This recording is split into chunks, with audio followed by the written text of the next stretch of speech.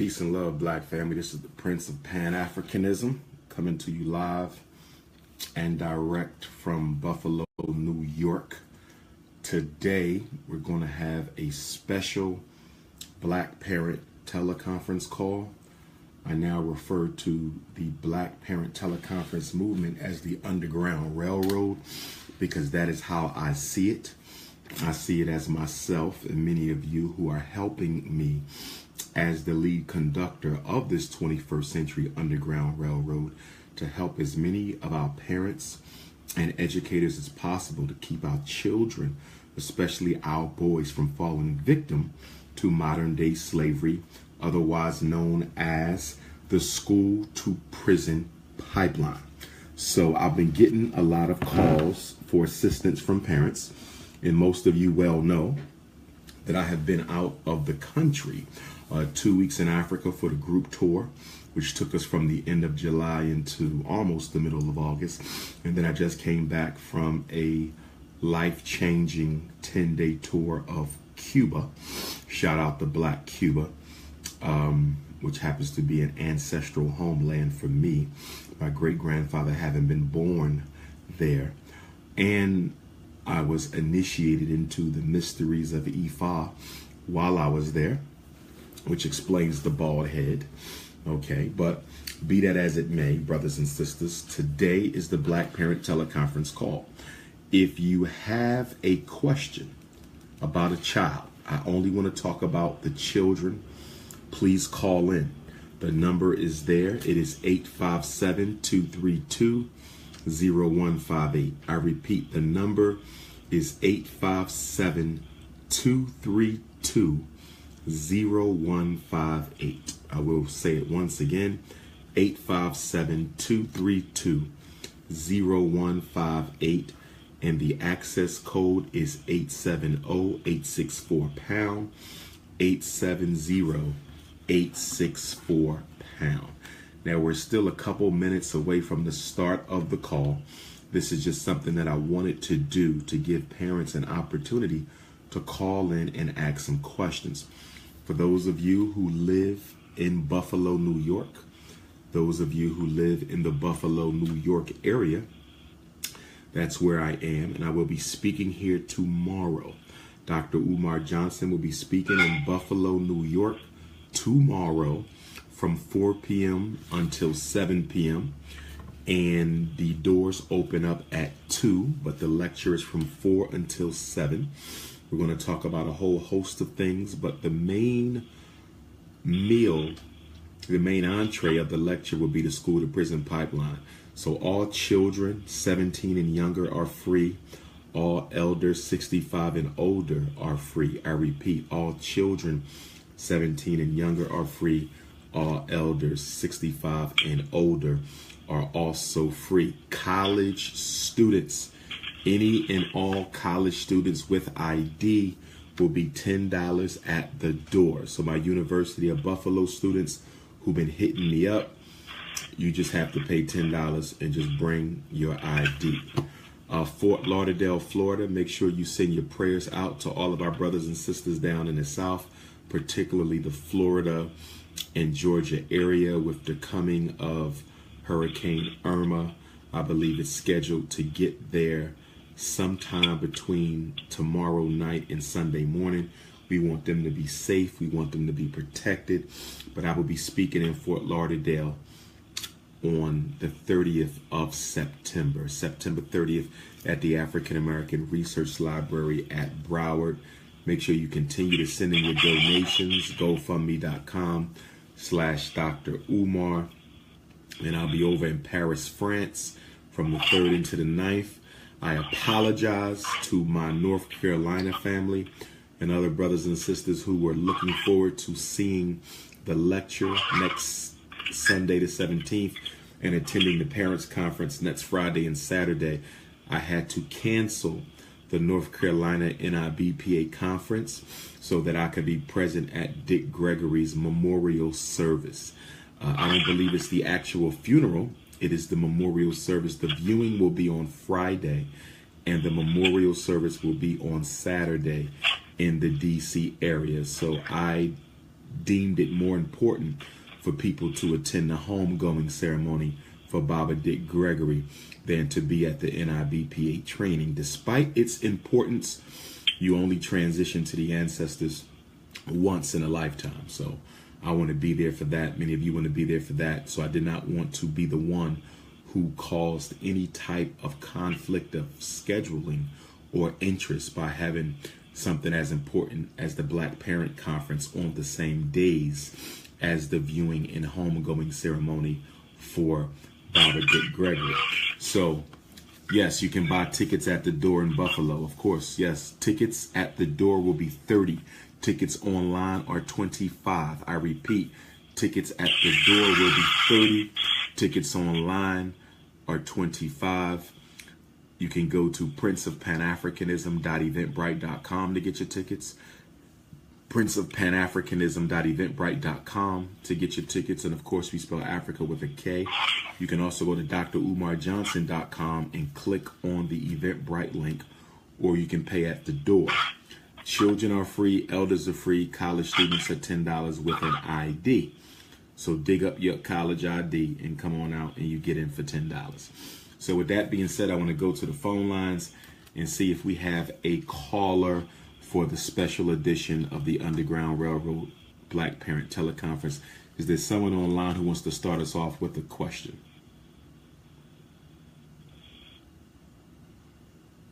Is there someone with a question on the line?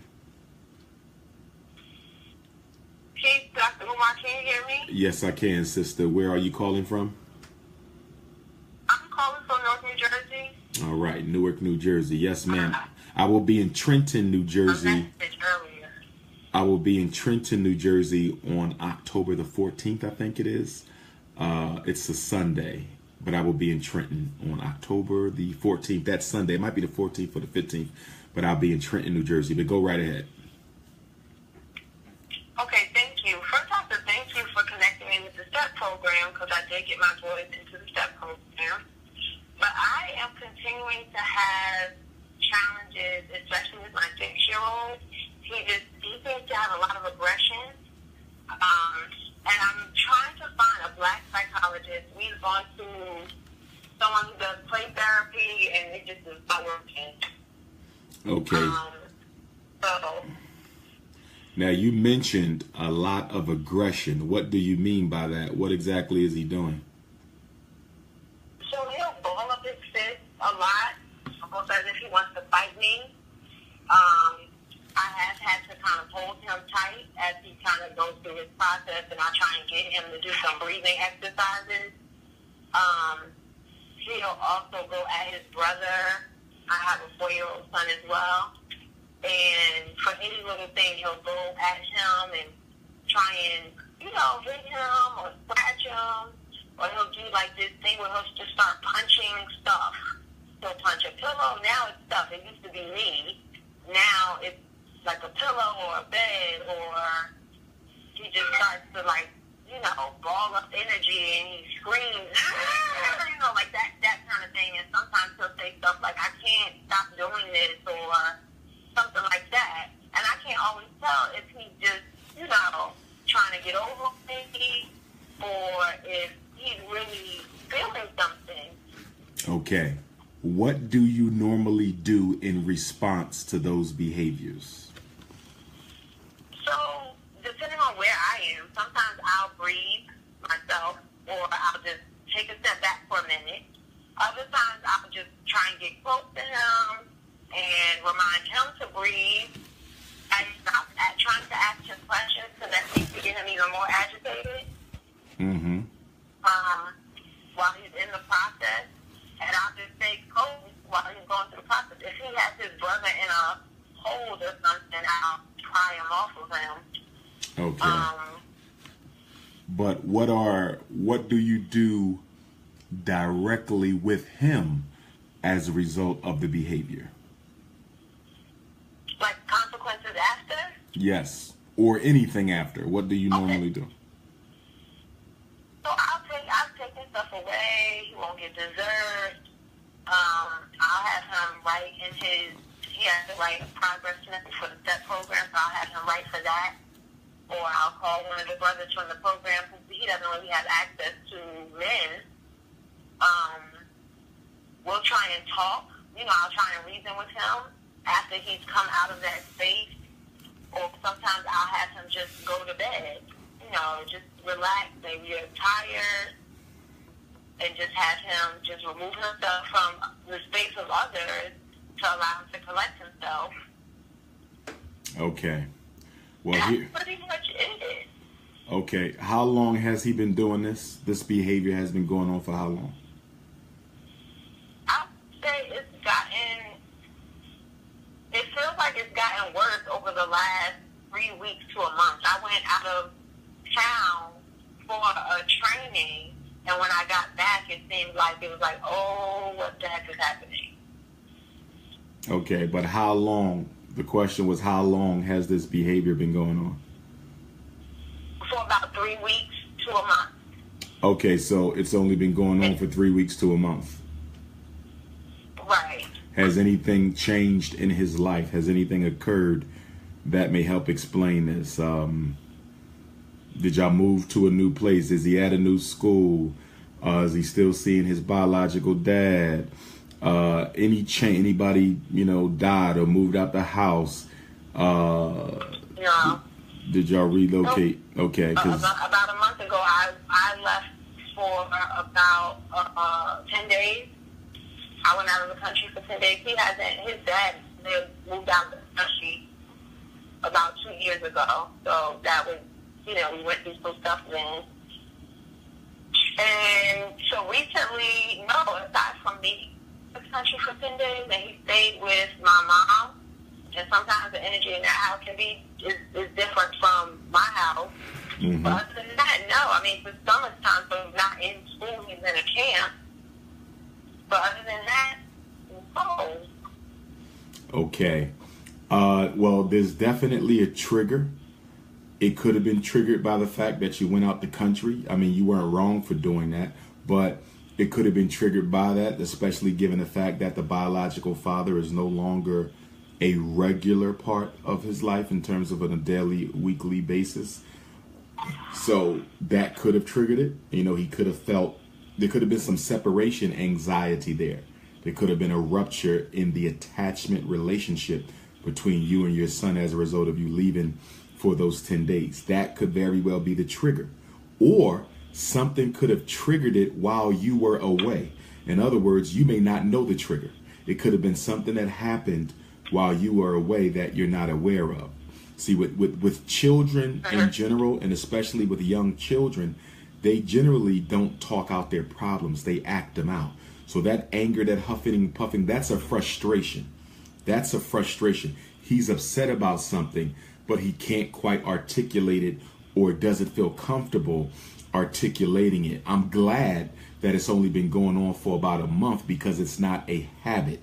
So what you may have to do when he gets upset, you may want to have him draw when he's angry, have him color when he's angry to help process that. But you also want him to start verbalizing, because at 6, although the talk is still somewhat immature, you can understand it. So you want him to start expressing that. Tell me how you feel. What's wrong? Are you happy? Are you sad? Was it me? Was it someone else? Try to get him to talk it out, because you don't want him to start resorting to those types of behaviors, the huffing and the puffing and the fist balling, as his way of coping, because that's not adaptive coping, especially when he goes to school. You don't want him doing that type of stuff, because the first thing they're going to say is, oppositional defiant disorder, conduct disorder, or whatever the case may be. It also, well, let me do this. Let me give you the number to the Association of Black Psychologists. Okay. So you can get a referral from them. If you don't hear back from them within like a week, let me know. And then what I'll do is I'll try to contact some folks directly from Jersey's. The number is 301 449 3082. 301 449 3082. And the email address is info at A is in association, B is in black, P is in psychology, S is in strong, I is in individual. Info at abpsi.org.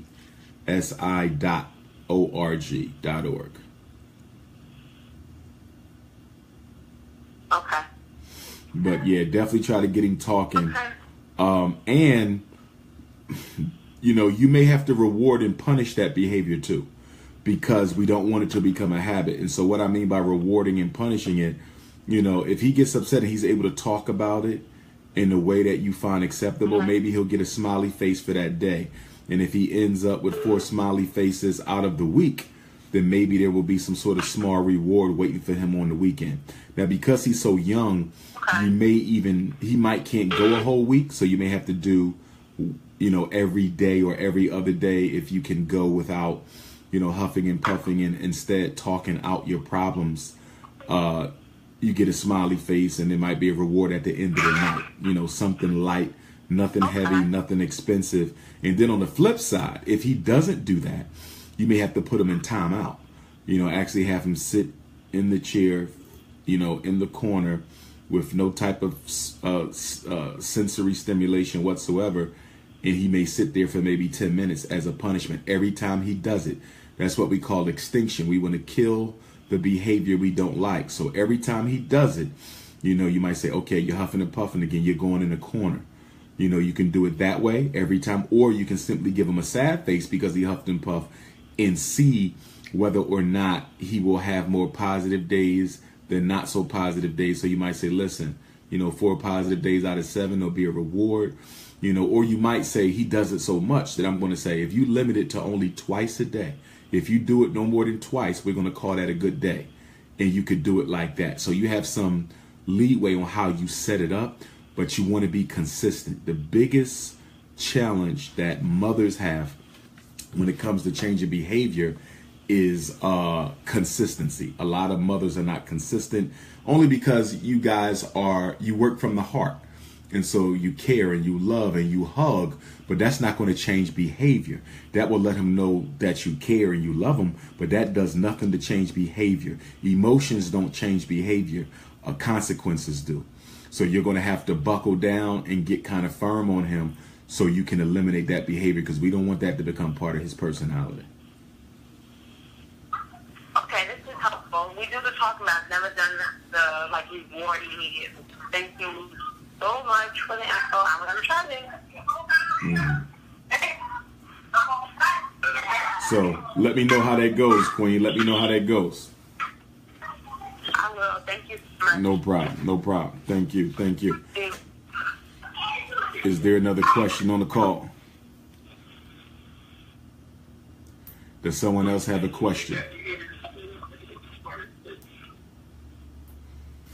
Is there someone else on the call with a question? I know we got a lot of folks on. If you have a question about your child, go ahead and ask it. Is there another question? Yes, I have a question. Can you hear me? Yes, I can. Where are you calling from, sister? I'm calling from New Jersey. New Jersey. Go right ahead. Yes, I would say, well, my son is only 7. I should start off with that. My son's 7. He's going into the 2nd grade. And last year, when he was in the 1st grade, subsequently, I found out by happenstance that they have a gifted and talented program in the school.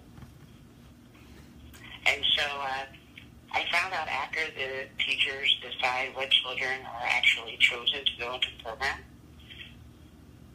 Apparently, they don't announce it to the district. They don't announce it to the parents that they have this program for kindergarten, 1st, and 2nd grade parents.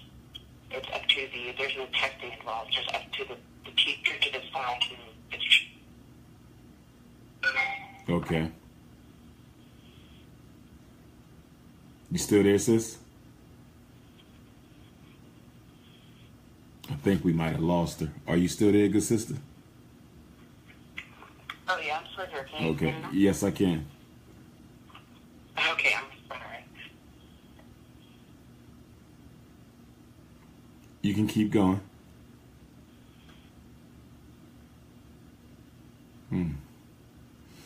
Something might be wrong with her phone. Why? Okay, go. Okay, you went out for a few seconds. I keep going out. I don't know what's wrong. Yeah, it don't sound like a reception though. It seemed like it's something else. But go ahead, give it another. Go ahead, give. Okay, I'll try again. Mm-hmm. Okay. So, I went to the principal. My husband and I, we had a meeting, and we inquired, as to, why wasn't Alex or my son chosen to go? Because he was doing exceptionally well in all of the testing he was bringing home, good reader, so on. So, the principal really didn't have a good, valid reason. So he said, well, we'll just get him tested this year, second grade. That he just started yesterday. So I wanted to know if there was is that normal for a district to do that? This gifted and talented program, do they just run it on their own? Which township? Okay. Several years ago, mental giftedness was a part of federal special ed law. When it was a part of federal special ed law, that required school districts to notify and educate parents that the option of getting their child evaluated for mental giftedness was available. But they took it out of special ed law, I want to say somewhere between 97 and 05. It was taken out. And when they took mental giftedness out of the federal special ed law, each state was given a prerogative to determine whether or not they still wanted to continue with mental giftedness as a program. Pennsylvania continued with it. It sounds like, based on your comments, that New Jersey also continued with it. And so what that means is if they're going to have a law, they have to uphold the policy. So the first thing you want to do is you want to contact central office downtown, the school district, and you want to get the policy, the mental gifted policy for the district in writing. You don't want to settle for what they tell you. People can tell you anything. You want to tell them, I want to get a copy of the policy as it is written. As it is written. They might direct you to a website where you can download it, or they might tell you that you can come on in and get it, or they can mail it to you. If you have trouble with that. I actually did get it. Okay. I did receive it in writing. I got the policy. Okay, so you got the policy. But generally, even when gifted was a part of special ed law, they never really advertised it because only a few children would, in fact, qualify for being mentally gifted. So as a result of that, they relied on referrals from classroom teachers. So it was the teachers who would, drive the process, as they do with special ed today. It's largely driven by teacher complaints and teacher referrals. And so even then, it was normally the teacher who started the process by going to the principal to say, this kid is too smart. I have nothing for him. The work is too easy. He's bright. It was normally teacher driven. So it was never something that was widely publicized to parents, even when it was federally protected. But if your state has the law, which clearly yours does, as you have the policy, it's still a state law, even though it's not a federal law, and they have to honor it. But to answer the question, no, they don't have to really broadcast MG the way that they'd have to do with special ed, because special ed is federal. So they have to broadcast that because they get money for it. With MG, it's not the same case. Now, I would have preferred that your son be evaluated last year for the simple fact that the main tests usually used, to determine if a child is gifted is the intelligence test. And IQ scores are derived not only from a child's performance on the IQ test, but also based on his age. In other words, it would have been easier for your son to qualify for gifted last year because he was 1 year younger, which means the cutoff point, which means the criteria against which his ability was measured was a little bit easier. So as a rule, I always tell parents, get them tested for gifted, the sooner the better.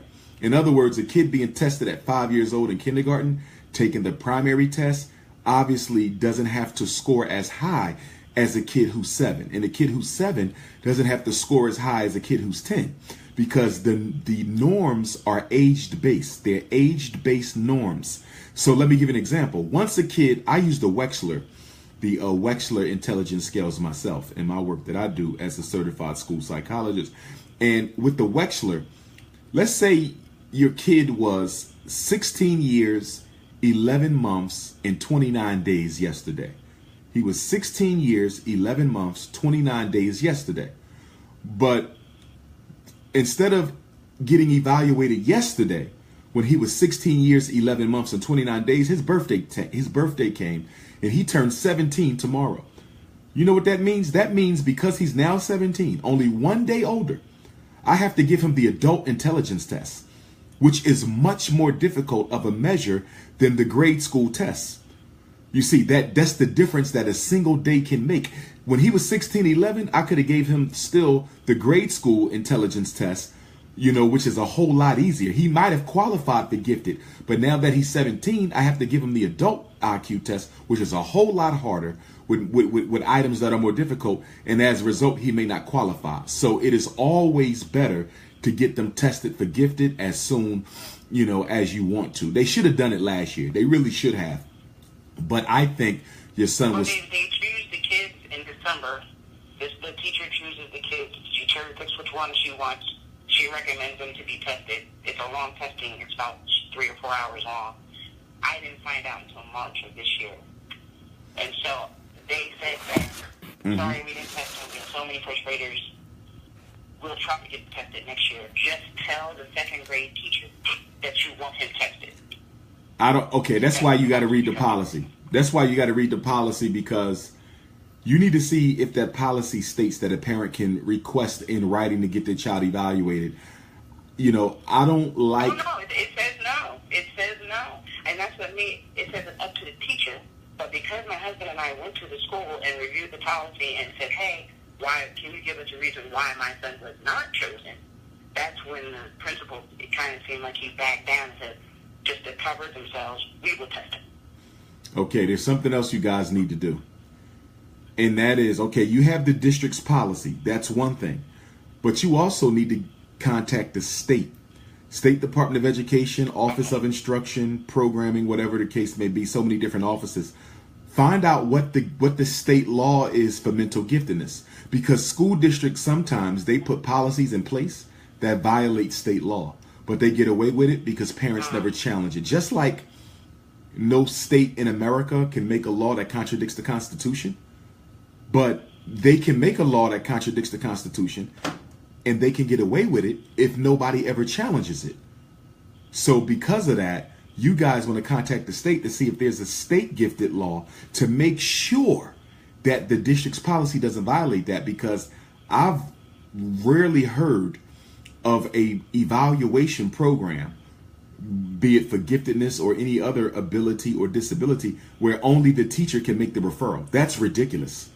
That's ridiculous. When giftedness was a part of federal law, the parent could request in writing. So I think you guys need to check to see what the state says about giftedness, because the state law may very well say parents can request in writing. And if it says that, the school district cannot circumvent that. They cannot disallow a right that the state has given to the parents. What that policy says, that doesn't sit right with me. Parents can also initiate... In regards to preparing, we will do that. In regards to preparation for the test, I know there's so many different tests out there. Is there a way, I guess I have to find out, ask what they're given. You can ask what they're given. What tests will you be giving my children? You can actually ask for the names of the tests. You can do that. You have a right to know. That's informed consent, because you're going to sign a consent form to give them permission to evaluate your child, and you have a right. You have a right to know what they're going to test, what they're going to give. You have a right to know that. And what you also test it and buy a book or something and go over questions with him. It's okay to do that, to prepare. You can, intelligence testing is not like achievement testing. With achievement testing, if he's about to take, a third grade achievement test, you can go to any bookstore and get third grade math, third grade language. You can prepare for an achievement test. Intelligence is a little bit different, because a lot of the items that are given, are not based on previous instruction. But I will tell you this. The one scale that is based on previous instruction is verbal comprehension. That is his vocabulary.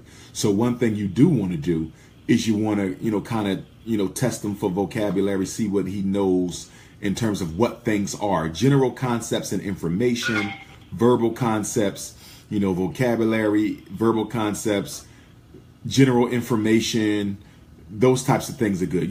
The seasons, stuff like that. General information as well as vocab. That stuff where you can prepare him. Also you want to give him some puzzles and some things like that. Puzzles are real good. The Rubik's Cube. The Rubik's Cube is an example of a assessment that is very similar to some of the things we do. Those type of nonverbal performance tasks. The Rubik's Cube would be an example of a nonverbal performance task. Putting a puzzle together would be another example of a nonverbal performance task. So you may want to also get him some of those as well. Thank you. But once you get that test, if you're not satisfied with the results, you can always contact me so I can review the report to see whether or not I suspect any foul play. Because in my experience, being in the field of school psychology, 17 years as a practitioner, 3 years as a student, so it's been 20 years now, a lot of times non-African teachers and non-African school psychologists have a difficult time admitting that black children are intellectually advanced because it contradicts the predominant social stereotypes that are held in this country about our children. So if you get that test and you don't really like what you're seeing, definitely get in contact with me. I'd love to take a look at it for you. I appreciate that. Thank you for your time. No problem. Thank you. Is there another question on the call? Hey, Dr. Johnson. Yes, ma'am. Where are you calling from? Hey, I'm calling from Grenada, Mississippi, Mississippi. Mississippi. Yes, ma'am. Yes. Look, I was wondering, when will you be here in Jacksonville? I am actually working with a brother in Jackson, Mississippi right now to get on back down to Jackson. So I will be in Jackson before the year is out. I don't know if it's going to be Kwanzaa week or we might try to do it for October or November, but I will definitely be back in Jackson, Mississippi before the end of the year. Okay, great. I try to look forward to the info. Okay, quick question. I have a son. My son is 11. And he really don't catch on to things as quick as my oldest son who's 12. He is like his memory sometimes is kind of fades out. Like I can say, hey, hand me this, and it could be like near him. Okay. And he just, it's like he don't have a recognition of it being like right there in front. And sometimes he may look and still not see that option. And with his schoolwork, for example, I actually had to get his teacher on like Skype video message because she would text. I'm in a parent group text message, and she would message me about his homework, and she was saying some assignments were due in exact books. So I had asked him about the books. He had no recollection of her actually giving him the book. And so I Skyped her, and she said, well, yes, I gave him all 3 of those books. And so I'm going to find out the book was out there in his book bag, but he was not really understanding that she did have them and she did it for them. And that they were right there in his book bag. He hasn't sold the books around every day since school started this year. And it's like he just not comprehending on things. And then on another note, he has moments where he's very smart. He remembers his action figures. He can call out characters on the TV very well. He can draw really well. And I'm the type of person I refuse when it comes to the whole, giving a child medicine, that I refuse to do. And my mom was telling me, well, you need to sign him up for life. And she told me that when he was maybe about 4 or 5. And I said, no, because I believe that he still has some blocks for me to do, being that he's a boy and he was just in the imagination stage.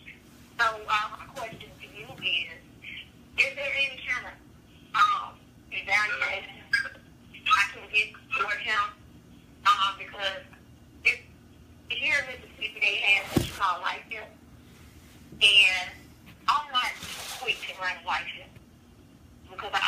don't believe that those life organizations here in Mississippi, get down to the root of the problem. And that's what I want from my son. I want him with the correct diagnosis. How old is So he? I'm trying to see. He's 11. Well, remember now, what we often think are memory problems in children are often motivation problems. So one of the things we have to do is we have to discern between whether we're dealing with memory or whether we're dealing with motivation. Because if a kid ain't motivated, he ain't going to remember nothing because he's not interested. So that's the first thing that needs to be ruled out. Is this really memory or is this a motivation situation? Okay, so that's one thing. Okay. 11 years old. How's he doing in school academically? What are the grades like? How did he finish last year? Last year, I kind of wrestled with him. I've actually wrestled with him the past 3 years, I would say, with his reading. It's like he gets real lazy when it comes to read. But math, he gets, all A's. Okay. The reading is like he don't want to read the passages that I'm thinking it should. But it's like I'm not sure. Now he actually ended up something ISS. This past week he ended up ISS. So instead of him going to his regular class, they sent him to another school building in another area where he had to, do his school. And they would have set him time over there. Okay. Now you mentioned the word lazy. Are you a single mom? I was for some time, but I do have a husband now who's actually a help. Okay, he's active. He just, yes. Okay, because right having not met your son, tested your son, or observed your son, but I just got a feeling that the diagnosis here is laziness. That's what I think the diagnosis is. It sounded like. How much does he read at home outside of school? And that's the thing, because he reads here at home. He reads it now. I will admit, probably not as much as he should or as he can. The other thing too is whether or not you're working with him on comprehension skill development. When you say he's struggling with reading, are you speaking of his ability to understand the material or his ability to decode the words? Where is his struggle? His ability to understand the material. Yeah. And you're going to have to build that skill at home because teachers often don't do a good job teaching reading comprehension. You're probably going to have to do that. And all you have to do is get a newspaper article. Newspapers are excellent because the articles are not long. He reads that, you take it from him, you ask him a couple questions. And by doing this over and over again, he get the questions wrong, you give it back, he reads it again, you ask him some different questions. You have to build the memory muscles. You have to build his memory muscles by constantly working on him with short, quick reading comprehension tasks. Newspapers are perfect. You can get the daily news every day and, choose 2 or 3 articles and have him answer about 3 to 5 questions from each article. Read it, give it back to me. I'm going to ask you some questions. Make sure it's not information he already knows about. So you don't want to have him read an article about LeBron James because he might already know everything about LeBron James because he's a LeBron James fan, not necessarily because he can comprehend what he's reading. So you want it to be stuff that he's not familiar with, so you force him to tackle new information. It also might be a good idea to get him a tutor to work with him in the area of reading too, because he's 11. Is he a 5th grader? He's 6th grade. He's a 6th grader. Yeah, it might not hurt to get him a tutor as well, but I really suspect that he's not putting forth the effort. One thing we got to understand about effort, if you don't put forth the effort and if you don't have the motivation necessary to put forth the effort, a kid who is proficient will look below basic.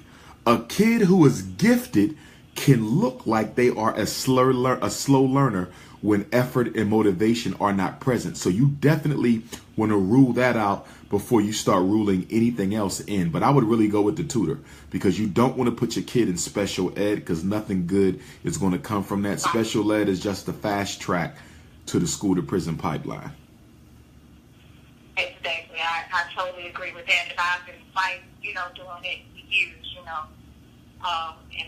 thank God for my mindset to, not do so. But I do thank you for that information. No and problem. one last question. Sure. My husband would love to speak with you or just on an issue aside from the children. Is there any other time he could speak with you concerning the idea that, he had that I think would be very vital to the community? Yeah, what you can do, you can have him text me.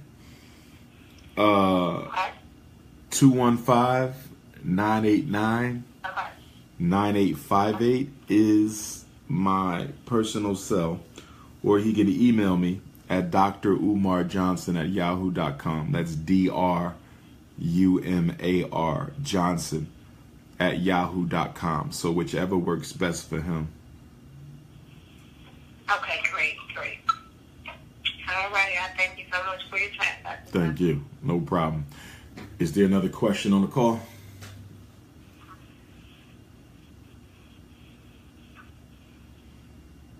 Is there another question on the call? Hello? Yes, sir. Where you calling from, my brother? Hello? Yes, sir. Do you have a question? Yeah, I think it's a conversation for the information, my brother. Okay. Thank you. Thank you. And I also want to tell you, please check your email address. I have some information there for you. I've been checking out your speakers at work. I've been checking out your video while at work. And I think that you are being targeted pretty much. Please check your email. Okay?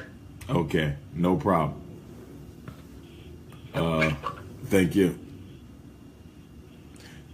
Is there another question? Well, before I take the next question, some of my people on Instagram want the call-in number. If you have a question about your child, for my Instagram folks, the phone number is 857-232-0158, 857-232-0158. Again, that's 857-232-0158. And the access code is 870-864-pound. Again, it's 870-864-pound if you have questions. Is there another question on the call? Yes, I'm here. Yes, sir. Where are you calling from? I'm calling from, I didn't catch that. You're calling from where?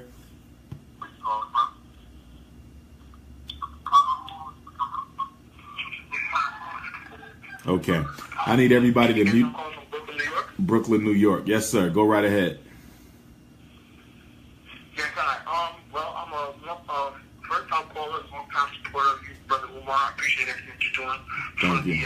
for the African community. I have a question.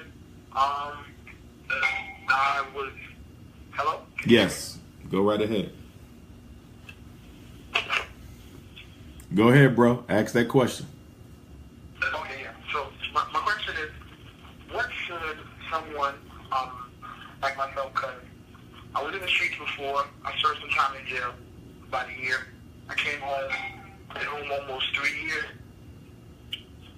and been able to find reasonable work. Everywhere I'm trying to apply to, every time I'm trying to go to, I haven't been able to find somewhere that's going to give me a reasonable job. So, but my question to you is, what suggestions would you have? Because I have 2 felonies on my record. Question. Have you reached out to State Senator Charles Barron? Charles Barron? No, I have not. I want you to. He's a conscious elected official out of New York City, very popular within the black consciousness community. He's taking some stands for our people. I want you to contact him. Charles Barron, Barron, or it might be one R, but it's Charles Barron. He's a state senator. He represents New York City. I want you to call him and I want you to tell him Dr. Umar Johnson told me to get in contact with you because he said you could probably help me find a job. Make sure you mention my name and let me know what comes of that. If you don't hear something, then let me know. Because as you know, basically, you can get a job nowhere. They give you a whole bunch of places as to where you can apply to, regardless of what you try to do. Like, my security license, I was denied. Tried to get a hack license, I was denied. Tried to get a license to try to run my own business because, you know, like I said, I was getting money in the streets before. I had some money which rolled away. So I tried to even go get my liquor license. It was about, $10,000 on that. And it was thrown out the game because, come to find out, you can't get any licenses for the state of New York if you have any felonies on your background. So basically, it's like, what other options are there for you to do? You don't want to go back to the streets. I got you. Do you have my cell, good brother?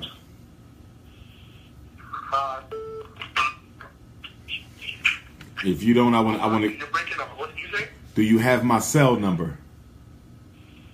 No, I heard that, but I said no. Okay, let me give you my cell number. After you talk to Charles Barron, I want you to get back in contact with me and let me know what became of that situation. How would I be able to contact you? I'm about to give you my number right now. Are you ready? The number is, and I need everybody to mute your phone. Too much feedback. I need everybody to mute their phones. A lot of you don't have your phones muted. Please mute your phones.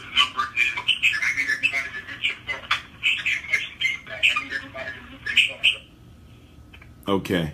The number is 215-989-9858. 215-989-9858.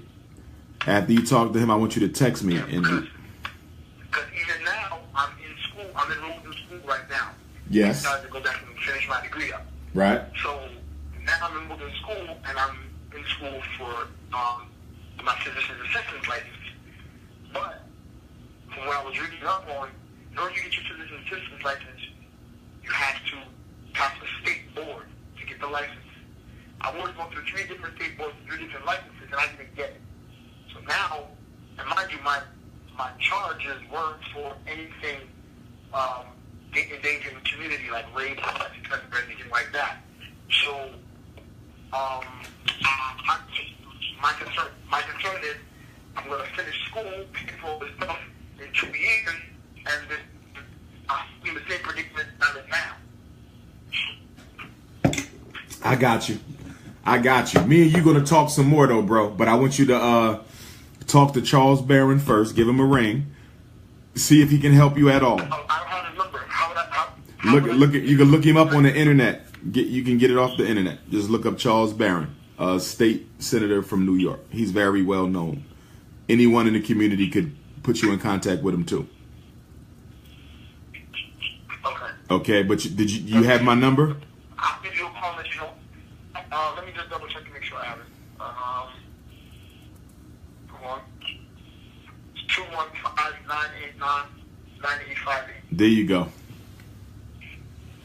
All right. Keep me posted, little brother. Keep your head up too. We're going to get you a job. Keep your head up. Yeah. Well, that's the number one concern because, like I said, and this is when I after watch, like, I became more conscious while I was inside, and then as I started watching more of your information about your brother, somebody's been following me for a while. He put me on, and I started watching a lot of his YouTube videos and stuff like that, and I became aware of the vicious cycle that we place on us as a people. You know, we're putting more people Right. Our education succeed. So then in order for us to make the everyday living, we go into hospitals and whatever to get money. We get caught up, we get the felony. Then they say, okay, well, you can come out and become a productive member of society, but you can't be a productive member of society. Every step you want to take requires a background check. Because you have a background check, once you have the felony in your record, you're denied. So basically, Right. the recidivism rate is 75% in prison because you can't do anything other than crime once you've already been convicted of crime. I There agree. are no real other options unless you start with rap music or playing basketball. Right. One of the things I'm going to be working on is a national black ex-offender conference. We'll talk about that though, but I want to put together a national black ex-offender conference where we bring all the black folks together, ex-offenders, and we start, definitely doing some things to get some of the rights back, because you're absolutely right. Once convicted, they make you a permanent slave for the rest of your life. They lock you into a life of crime. And this is what I would tell people. You cannot tell somebody who was making $10,000 a week will not survive on $175 a week at the tax.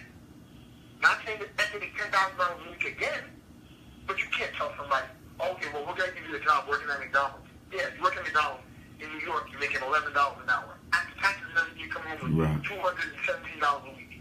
If you want to rent an apartment in New York, it's going to cost you that minimum. By yourself, you live alone, $1,000 a week. If you're lucky, you might find a room for $150 a week if you're lucky. So that's $600 a month. So you're only bringing home only bring home $230 a week, and your rent is half of your pay cut, half of your income. How are you going to eat? How are you going to travel to get to work? Right. I got you, bro. Well, let me do this. I'm going to run because we may have some parents waiting on the line, but let's talk next week, okay? Okay. I apologize. No, you're good, bro. No, you don't have to apologize. Okay, we're gonna talk for sure. Stay positive. All right, no problem. All right. Is there another question on the call? Okay, let me take the sister. Hello? Yes, ma'am. Where are you calling from? Sister, are you there? Dr. Umar, I'm calling from Los Angeles, California. Can you hear me? Yes, I can. Go right ahead. I have a 20-year-old son who was diagnosed with dyslexia when he was 4. He was diagnosed with dyslexia when he was 4 years old? No, I'm sorry, in the 4th grade. Okay, in the 4th grade. Okay. January 11th. Okay. What they told me then was not dyslexia specifically. What they told me was that he had a form of dyslexia. It was written on his IEP as a specialized, a special learning disability, but nothing, it never had an official name. So when he transitioned, we changed schools in 5th grade to a small charter school. He earned a 1st grade reading level to a 4th grade reading level, and then he proceeded to progress. The problem that I'm dealing with now is that we had to bring him home ground, and he's expressed to me that it's difficult for him, and I'm thinking that it's probably this learning disability, but I'm trying to figure out, do I have him reevaluated? Do I just get tutoring? I'm kind of lost as what the next step is. Because Okay. I want him to be able, even if he doesn't go back to college, I want him to be able to succeed. Okay. He's 20. So my question would be, are we sure this is not a motivational issue? Because, It's definitely a motivational issue, but I think a lot of it comes from discouragement. and why do you think he's discouraged the most? Because he really struggles with schoolwork. He wants to do well in school, but it's really very challenging for him. He's a smart kid. To talk to him, you would never know. But when it comes to actually having to do the work and organizing his thoughts and organizing his notes and making it through the classes, it's a struggle. Okay, okay, he's 20. When he graduated high school, and he attended college already? He's been to college?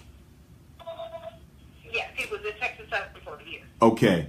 Did he get 501 learning accommodations at college?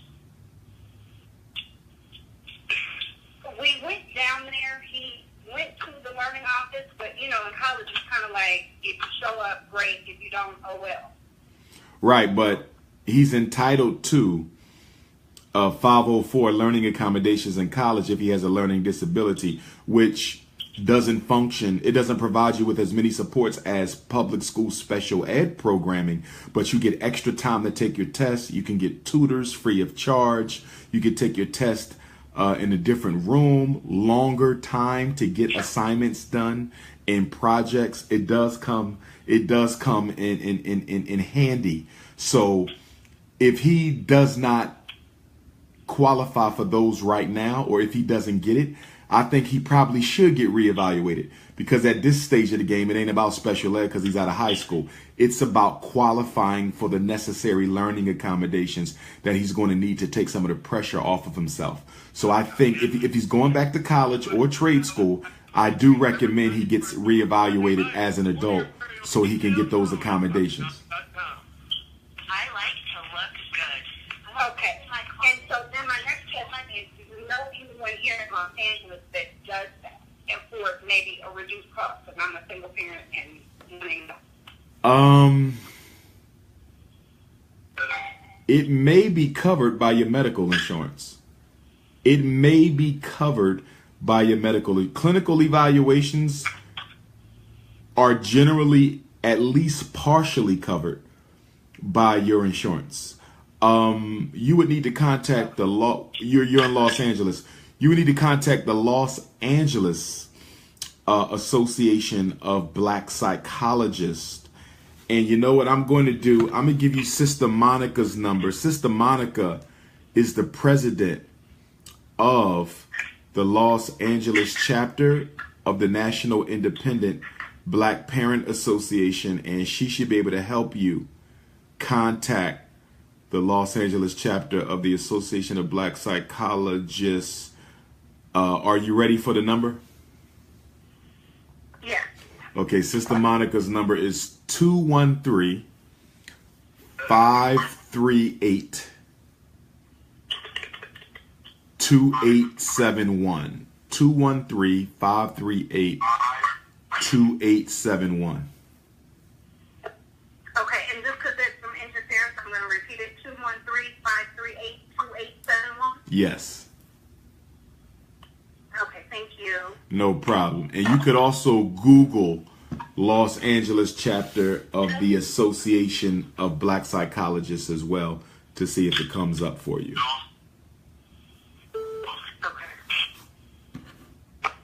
Okay. Thank you so much. Thank you. Before I take the next question, I need everyone to get me off speakerphone. If you're listening on speakerphone, I need you to take it off speaker because it's causing too much echo. No speakers, please. Okay. Is there another question? Yeah, good. Another question. Good brother. Where you calling from? Hello? I'm going to take the brother and then I'll come to you, sister. You said Los Angeles, good brother? Yes. Yes, sir. Yes. You know, doctor, I've been trying to reach you for some time, and I know that you've been busy, you know, and, but, you know, I'm glad to finally gotten through with you. Okay. Can you hear me? Yes, I can. All right. So listen, here's my situation. I had been, you know, it's very long, so I'm going to try to paraphrase it as much as I can. Now let me ask you: Is it about your child? Because if it's not, I'm gonna give you my personal cell number. Okay, it is. Go ahead. Go ahead.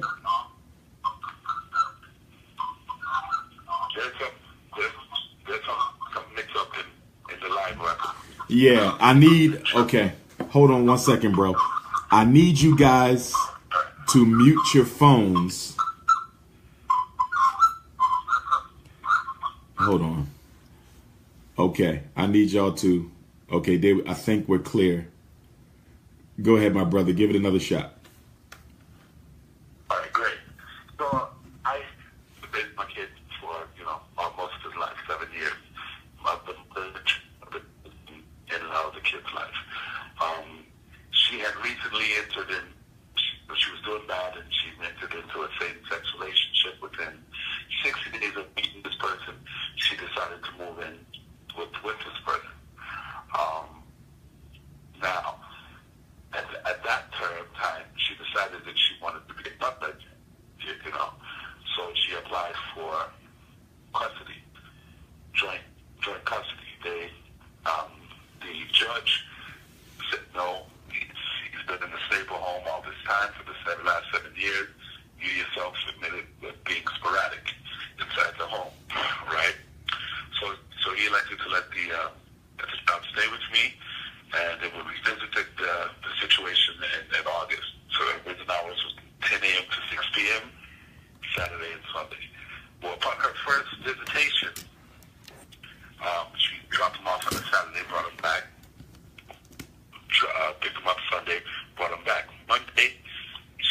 child abuse case for me. She tried to file a hearing in ex parte to change the judgment of the case. The judge said there's no evidence of any child abuse, so the judgment remains the same. The child stays with the parent. DCFS picks up the case, however, and they have since taken the kid away from me. I've gone through this arduous process of triple courts, through the DCFS courts, and they have done absolutely nothing on the end of the social worker then to reunite me with my child. They've done everything to make it a hindrance to me to do so. Right? They tried to diagnose the kid as special needs, which he's not special needs. You know, he just has lack of motivational issue. Now they've had the kid. I'm appealing the notice, the judgment right now, but I need some help. It's been a very frustrating thing for me. And it was kind of like an emasculating experience for someone to come into your home and just take your kid. So I needed some advice from you and some help. Some good legal representation as well. Yeah, you're definitely going to have to get an attorney. You're definitely going to have to get an attorney. And what I recommend is that you contact the National Bar Association, which is the Black Lawyers organization, because they should be able to make a referral. They should be able to put someone in contact with you who can actually help you with that situation. But you're definitely going to need an attorney, because black fathers are often taken advantage of when they don't have legal representation. So that's definitely something that you're going to need, because they love to deny black fathers their custody rights, and they love to take our children away from the homes as well. So you got to get a black attorney. I'm not familiar with one in your area off the top, but if you contact the National Bar Association, they have a website, and they have a referral system where they can put you in touch with a black lawyer that you can afford that will help you with that situation. Okay. Great. I appreciate it. And also, as I said, they had made some mentions of him being special needs, and he isn't. Okay. And I'm sure that the mother, in her laziness, is going to allow them to do whatever they do as far as classifying. Okay. Do you still have shared legal custody? Normally, I have absolutely no custody.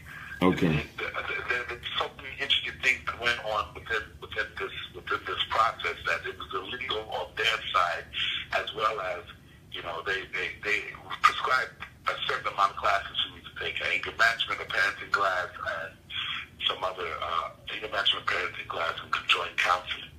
As I was going through the process of all of that, they told me that they wanted me to have monitored supervision with my kid, right? And I took that as a form of disrespect, due to the fact that I had been there so long. So I opted not to do that, right? But I still did what they wanted me to do. Right?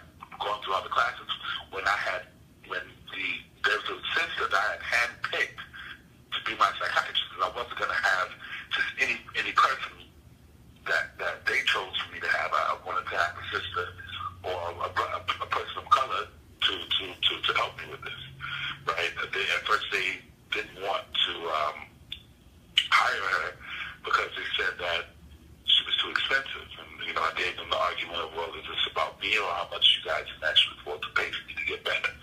Since you diagnosed me as it is, I have a problem, right? So they approved all of that, and then when I started going to court, they said that none of the techniques that she was using was acceptable. Right? I got you. So they were giving me a hard time throughout the social workers changed several different times. There was no communication, right? But they in regards to making my son feel like he was in danger and making him feel like he needed to fear for his life around. Got you. You're in Los Angeles, right, my brother? Yes. Okay. There's a sister. Met before, man, when we were down here. I got you. Well, check this out. There's a sister on my Facebook Live feed, Sister Dindy, who says there's an organization in Los Angeles called My Child Says Daddy. So make sure you Google them. My child says daddy? Yep, My Child Says Daddy. That help fathers who have those types of situations. In fact, I met a brother one time. Let me see if I got his number, from Los Angeles, who does deal with fatherhood. Yep, here we go. Los Angeles Black Fathers. Are you ready for the number? Yeah. Okay, this is to the Los Angeles Black Fathers, and the number is 323-816-1750. 323-816-1750. Los Angeles Black Fathers. So you have them, and then you also have My Child Says Daddy organization. Okay. And of course, okay. The National Bar Association. Okay, the National Bar Association. Yes, sir. Right. Is it possible that I could get in touch with you so I can Sure. discuss this in private about Sure. the interesting details with concerning me? Okay, let me give you.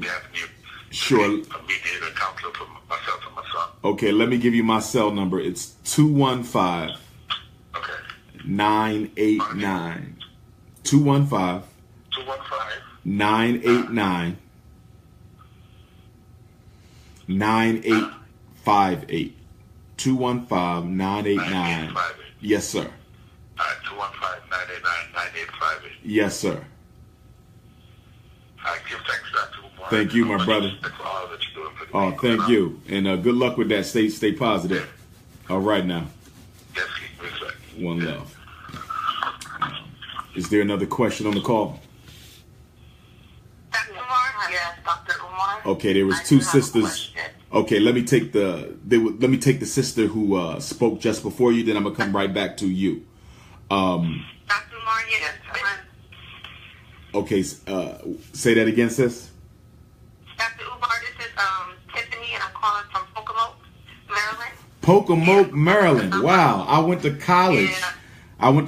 Do you know a brother by the name of Kevin Cannon? He has a brother.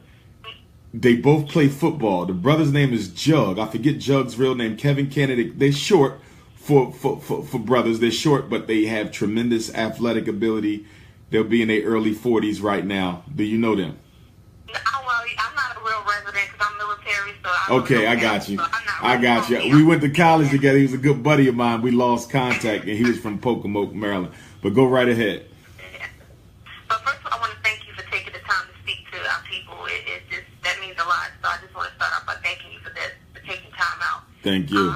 But I want to talk about my son. Sure. And I just wanted to, it's something that I've been struggling with, him being diagnosed ADHD, and struggling for 5 years now on whether to put him on medication or not. No meds. Don't do the meds. How old is he? He's 12 now. Not the meds.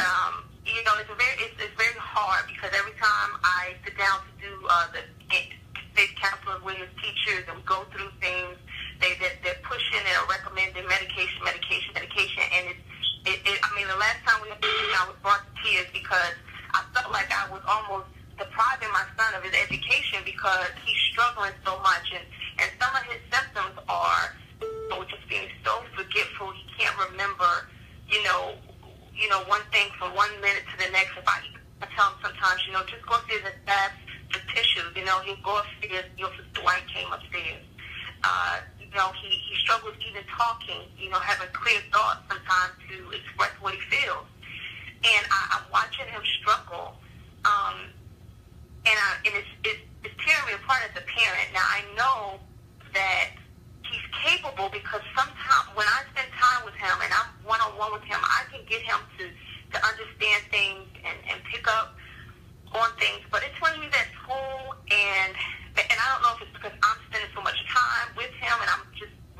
with him, but the teachers just don't have that time. That, you know, they're like, you know, it's a fast-paced environment. You know, Pokemon is really not that fast-paced. You know, it's just kind of, you know, it's like the ratio is actually good, but he's still struggling.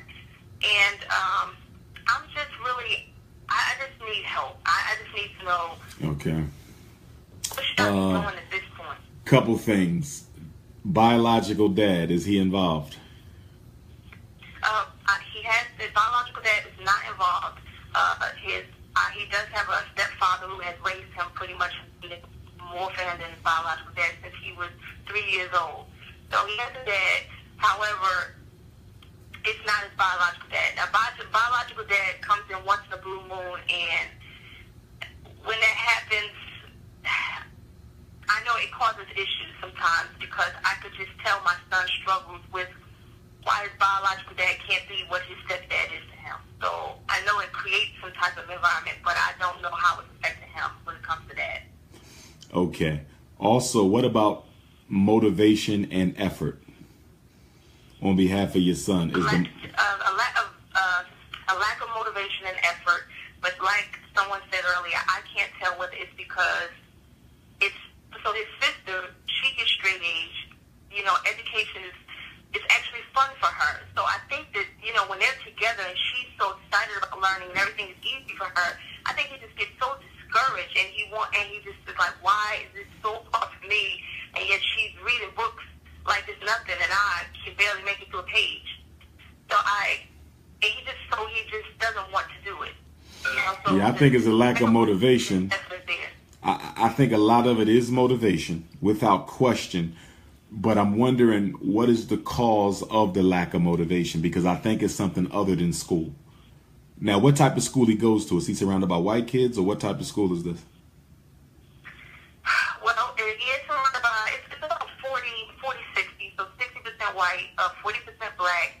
And, you know, on the Eastern Shore, what I find here in this area is that, you know, a lot of the black children, they're not pushed to their, I guess, they're not pushed here, you know, and I see that. So, you know, coming into this environment, it's really hard to watch because I'm watching where they kind of almost set the bar so low for the black children, and they set it higher for the white children. I feel like it's like 20 years behind in this area. Now, speaking of that bar that you just spoke about, do you feel that you have been challenging him enough yourself, or has he been getting by with less? And I only say that because sometimes with the mothers, y'all can be a little soft on the boys, and they kind of get away a little bit, as opposed to putting forth the full effort. Well, I think I'm pretty tough. I guess I really don't know that. I think I'm pretty tough. His stepdad gets on him as well.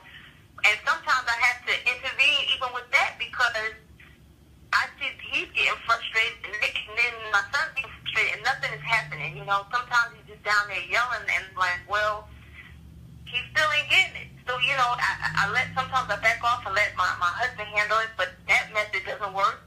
And then my method of being maybe a little bit more lenient and patient with him. Are there only 2 children in the household? Just 2 children, yes. How old is his sister? His sister's 14. And he's 11. 12, yes. He's 12. Do they, same father? Same father. Is he involved in any structured activities outside of the house? What does he do other than school? Yes, but he really struggles with structured activities. So even when I put him in basketball, he really struggled. Put him in baseball. Just what do you mean struggle? What do you mean struggle? Coach. When you say he struggled in basketball, baseball, what do you mean he struggled? Like where's the struggle coming in? He struggled socially. He struggled athletically. He struggled. And if you look at him, you think he's a very athletic kid, but he just struggled. He struggled paying attention to the rules of the game. Same thing when he was in football. Same thing in softball. I put him in karate for a little while. He had trouble staying focused with karate. I always had to kind of go out and be like, Aaron, pay attention to what he's saying. I got you. Okay. And give me his grade again. What grade is he in? He's in 6th grade. He's in the 6th grade. How did he end last school year? What were his final marks in the major subjects? How did he do?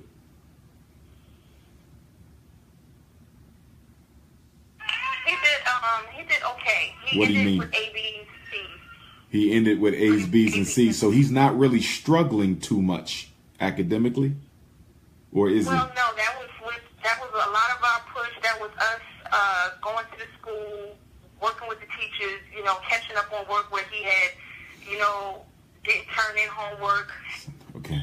So that was us getting engaged and making sure he was doing stuff every day. We had to hold his hand.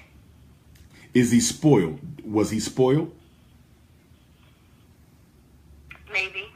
Okay. I would say maybe a little. Because if he was spoiled, most of this could be explained by that, which means you have to break him out of that, which means we got to get serious with the consequences and the rewards around the household. In other words, when he doesn't achieve, what are the consequences at home?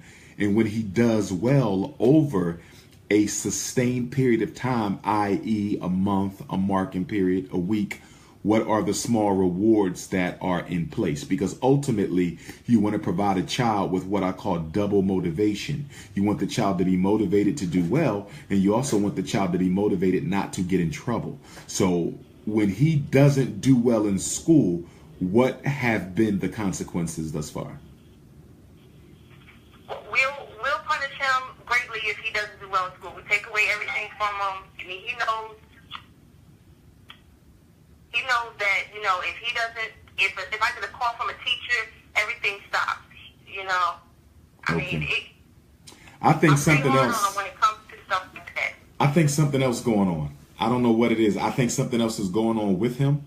I think because when we look at the causes of behavior, the motives of behavior, it's to get attention. So is he not performing because he don't feel he's getting enough attention from you or the stepdad? Is that a possibility here? Is it a situation where mom, dad, and daughter are all very tight, but he's the black sheep, as so to speak, in the family? Like, is he fitting in with the family, or does he seem like he's kind of in his own world within that house? I would say him and his sisters are very competitive, and so they are. So in that way, I would say yes. I mean, they are competitive against one another from birthdays to, yes. Okay. Yeah. So, attention is one factor. Emotional issues could be another factor. I think you should get him to speak with somebody. I think he needs to talk with someone. A counselor. It doesn't have to be long unless they find that there's a problem that necessitates more intervention.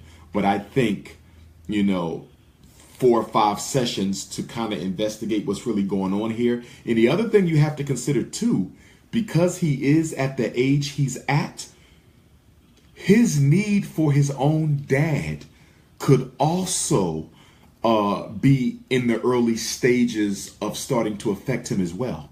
Because he's at that age where that identity becomes key in that guidance from your own dad. Doesn't mean stepdad is a bad guy at all, but every child craves their own. Every child craves their own. So he might be at a point where he really needs his dad.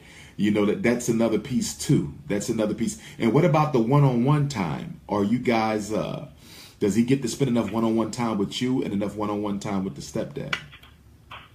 I think we can do better at that. That might also be it. I'm picking up that he kind of feeling like he's being overlooked for the sister to some degree, like she's being treated better than me type of a thing. Is that something that he might say even if it's not true? Maybe.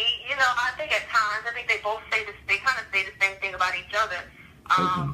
But, it's kind of hard. But I think, the one-on-one time is definitely something that I think we could do better at, and we work a lot, and that's rough on them, That's probably what it is. Then it's probably the attention.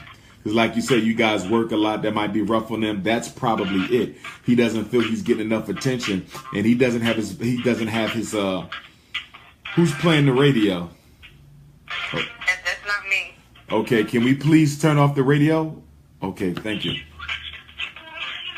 Oh my gosh. I don't know what that is. Can we please turn off the music, please? We're trying to help parents here. Can we at least respect that?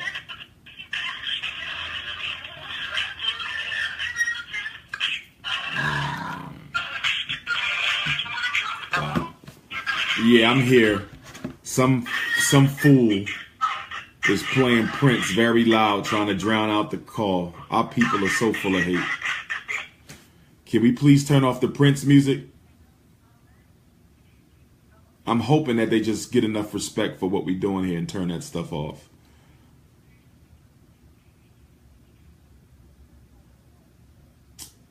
Yeah, I got to get those. I got to get those function buttons again. It sounded like they kind of turned it. They might have turned it off.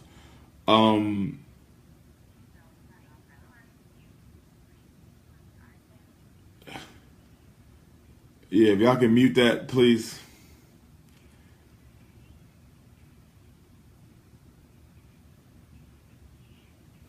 Now, I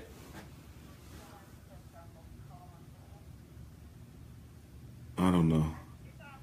Okay, I think we okay now. Okay. I'm still here. I'm still here, doctor. Is there any way you can? Is there any way that the biological father can be brought back into his life? That's very scary for me because he struggles with so many things himself, and Okay. it's very scary. So if I thought, I have reached out to him throughout, Aaron's, just growing up, and he always responds in a selfish way, and it sometimes it's just not about the kids, and sometimes it's more about, because we were married at one time, it's about us getting back together and stuff like that. So it's very hard to keep him focused on the children because he has his own agenda. I got you. I think the exact same situation. It's like looking in the mirror at what you're saying. The same age, same everything, the same marriage, exactly the thing that you're saying. It's crazy to hear somebody else say it. Yeah, I think it's the time though. When you said that you guys work a lot and they probably, I think it's the time. He needs time. He needs time from you, time from the stepdad, because he don't have his biological dad there. I do think that's probably bothering him to some extent too as well. You might also want to look into getting him a big brother, someone else who could also, spend time with him. And in terms of the activities, it don't have to be athletic. I think a lot of times with the boys, we automatically think athletics, but he could be in karate, African martial arts, robotics, the chess club. I think he needs something else to do, especially to take his mind off the fact that you guys are busy a lot. So I would try to see what other types of activities are around in that neighborhood. But definitely a role model, a big brother, someone he can hang with would help too. And you guys are going to have to schedule some time to spend with him and his sister separately and together. So maybe once a month or twice a month is a family night. All four of you guys do something at home together, maybe cook a meal together or go out. And then in addition to that, once or twice a month, he should be with just you and mom, 2 hours twice a month. And then with dad, 2 hours twice a month. So that's like 8 hours total for the month that he's getting with both parents. He needs that one-on-one. That's what I'm feeling. He's kind of feeling a little lonely right now. Thank you so much, Dr. Umar. Thank you for taking time again. I appreciate you so much. No problem. Thank you, sis. Thank you. Is there another question? I have a question. Yes, ma'am. Where are you calling from? Okay. I'm calling from New Haven, Connecticut. New Haven, Connecticut. All right. Yeah. Go right When ahead. you come here. We can make that happen. I just need you to help me find a venue. We can make that happen. I just need you to help me find a church or something I can see. Okay, do that. Say that again. I said I can get you a venue. Okay, please do. Do you have my cell number, sister? 215. Yes, it is. 989. Yes, it is. 858. Yes. Okay, I'll work on that. All right. Once you got me a venue, let me know. Okay. Go right ahead. I'm sorry. Okay. So my first question is, I'm a parent of a child who has multiple, I should say, challenges as of severe allergies, severe asthmatic, and now he's at the point of now he has a learning disability. I believe that a lot of it has to do, unfortunately, this kid has been on prednisone for 7 years. With the last 3 years, the prednisone being from 4 ml every other day to now 3 ml every other day. We're becoming to be a little bit manageable with the Zoloft shot. Well, he's 7 years old. But he started into the Montessori school. At some point, I noticed that there was some difficulty with the learning piece of it. We started out with a 504. I kept expressing to them that at some point he needs an IEP. We need to be looking at that, at least underneath OHI, and with some of the steroids being long-term can cause attention deficit hyperactivity.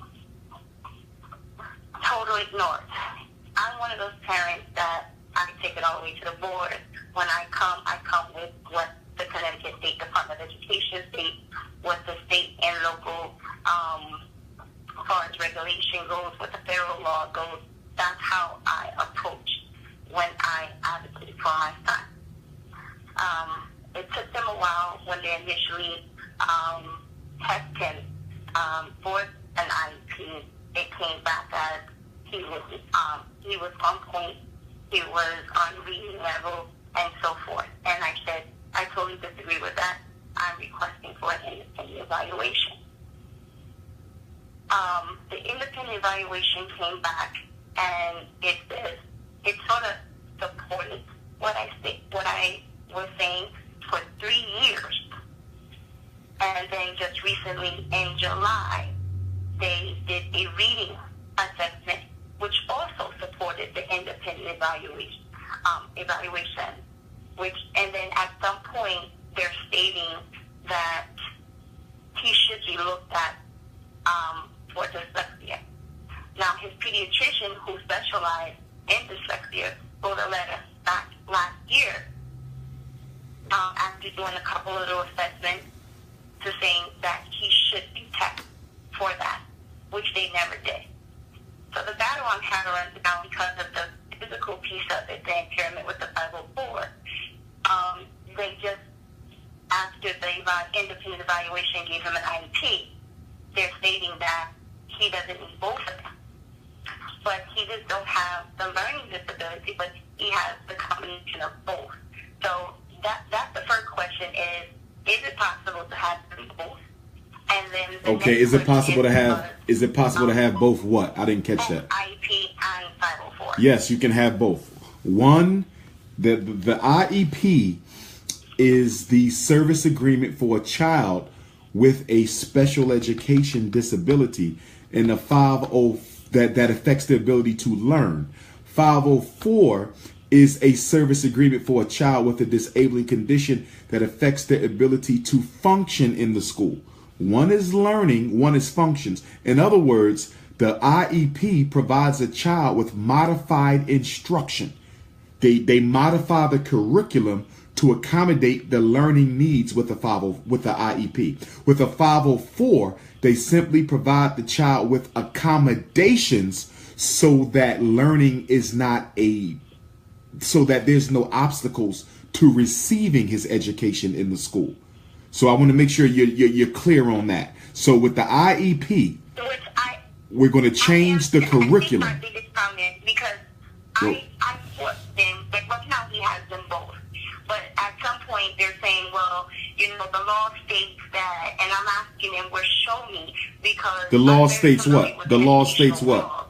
The law. That he cannot have both. That's a lie. That's a lie. That's a lie. Show me. That's a lie. First of all, So both. is it possible that you can forward me some documentation I can show them where he needs to keep both?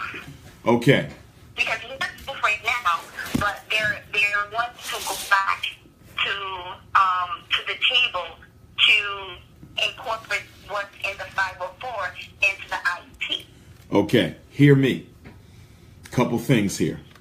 Number one, it is an absolute lie if they told you that you cannot have both the 504 and an IEP. That's an absolute lie.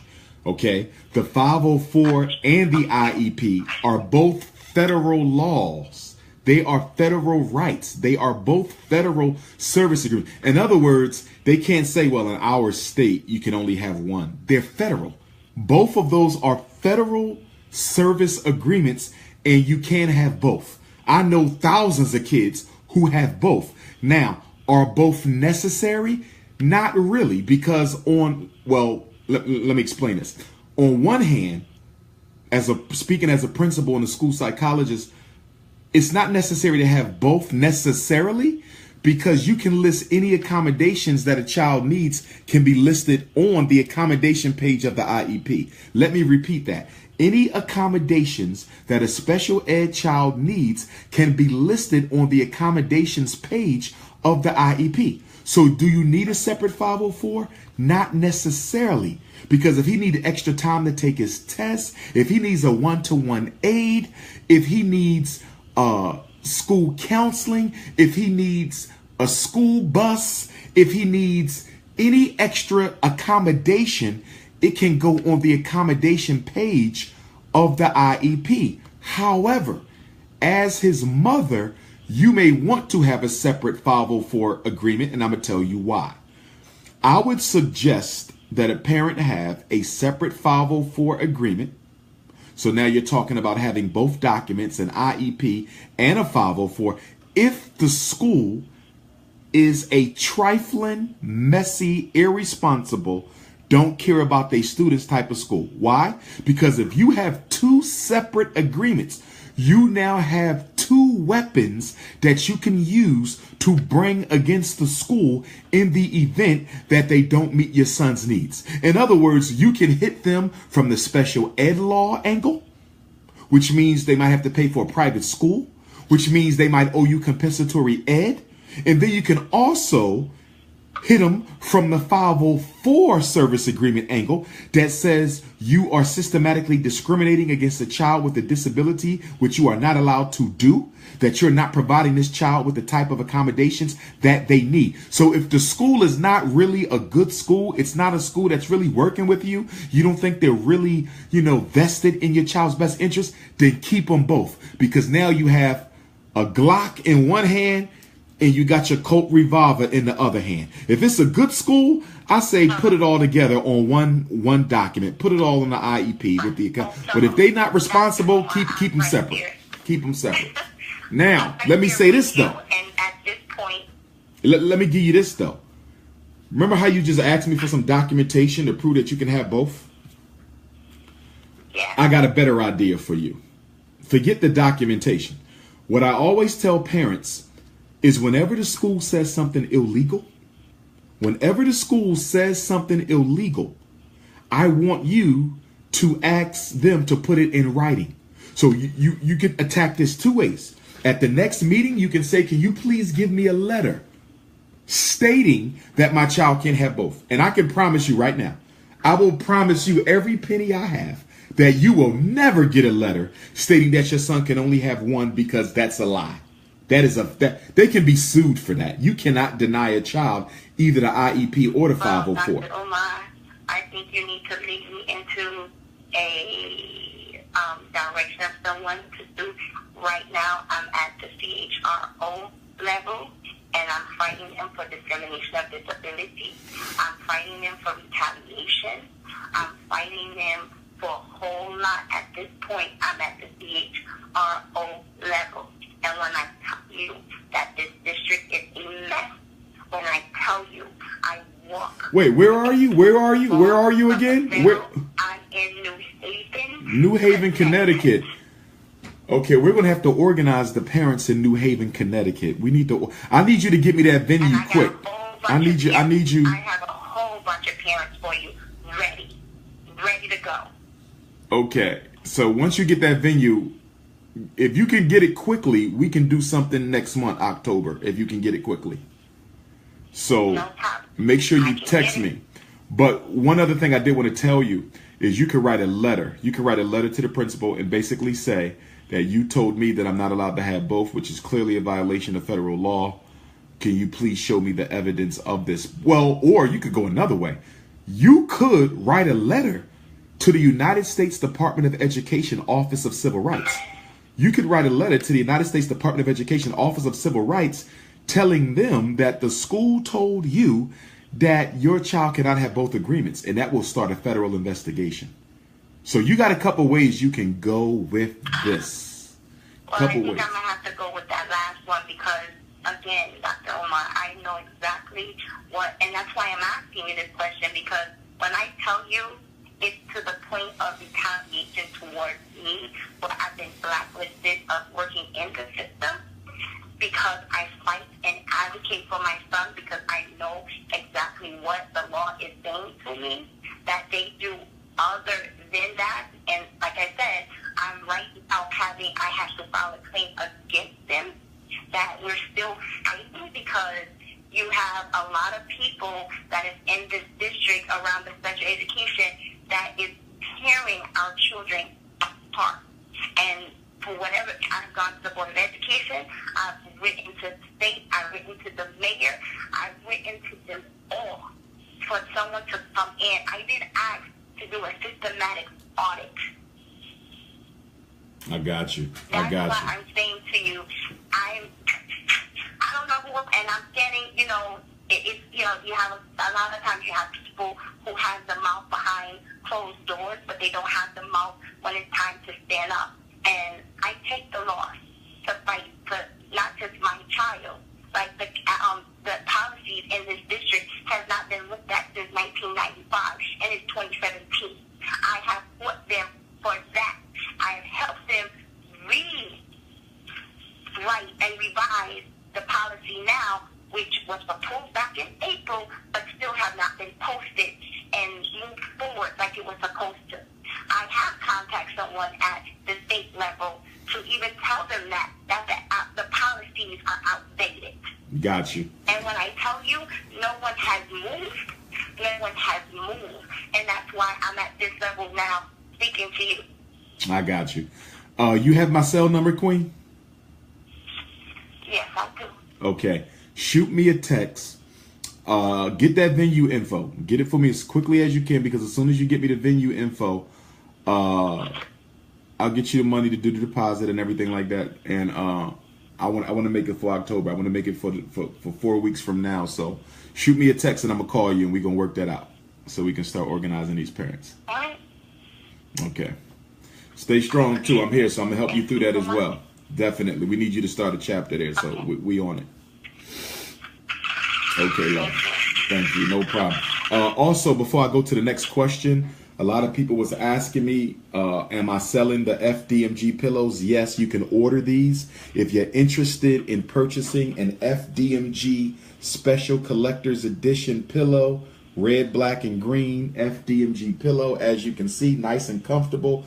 I'm going to have them for sale here tomorrow in Buffalo, New York. But if you want to buy one, you can text me 215-989-9858, 215-989-9858, and you can show your love in your office or your home or your study for the Frederick Douglass Marcus Garvey Academy. Show your support for Dr. Umar Johnson. Just text me 215-989-9858, and I will send you the link to purchase the pillow, and I will ship it right out to you. Custom made by hand FDMG pillows Frederick Douglass Marcus Garvey Academy. Yes, yes, yes. And don't forget, my brothers and sisters in Buffalo, I'm here tomorrow speaking St. Luke AME Zion Church, 314 Ferry Street. Doors open up at 2. Lecture from 4 to 7. Tickets online or at the door, whatever you prefer. It's going to be powerful, so come on out. I got the books with me, the flags with me, the pillows with me.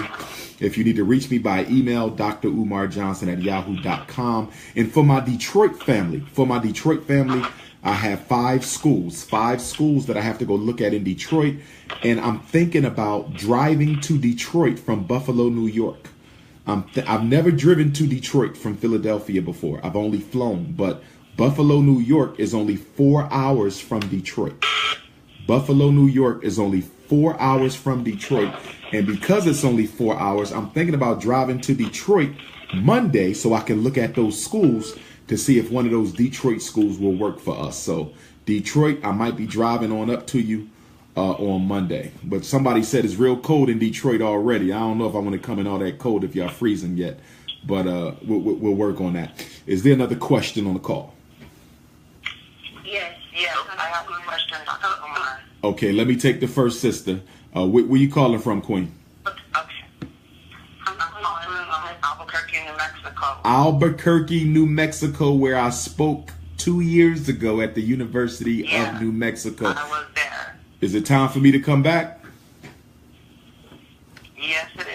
Okay, then you're going to help me. You're going to help me come back. You're going to help me come back. I need you to find me a venue that can seat about 300 people. Okay. All right. Once you have it, shoot me a text, and the rest is history. All right. Okay, go right ahead. So, I currently have a 12-year-old son. He is from 3rd grade diagnosed with ADD. He was on a form of medication. There was an extended release. Anyhow, make a long story short, when you came 2 years ago, enlightened me, so I went on this journey. I weaned him off the medication myself. I went to a pediatrician, made it official. We got him off the medication. He's been off for 2 years, doing well. I had to change my kid's diet. I did a whole readjustment as a parent. I did a whole reevaluation of myself and with him as well. I'm looking at him now, so they still have him in special ed. We do an IEP every year that I have to request, because they will not do it unless I request it. So I request for them to do it every year. So at this point, since he was evaluated in the 3rd grade, I'm now requesting for a reevaluation because I want to get him out of special ed. Right now, the school that he goes to is a collaborative school, and they have basically have inclusion classes. So he's really not in special ed, but they're getting the funding as if he was. You see what I'm saying? So at this point, I'm trying to see what the best route is or the best option for me to either get him permanently off of special ed, because I really had to just do some parenting 101 on myself and put some emphasis into him and just reevaluate it. I'm a very engaged parent. I'm involved with, I'm a school volunteer, but I would like to have a parent advocacy association out here because it's so needed. There's no identifiers for Black children in the state, which I would like to have that done.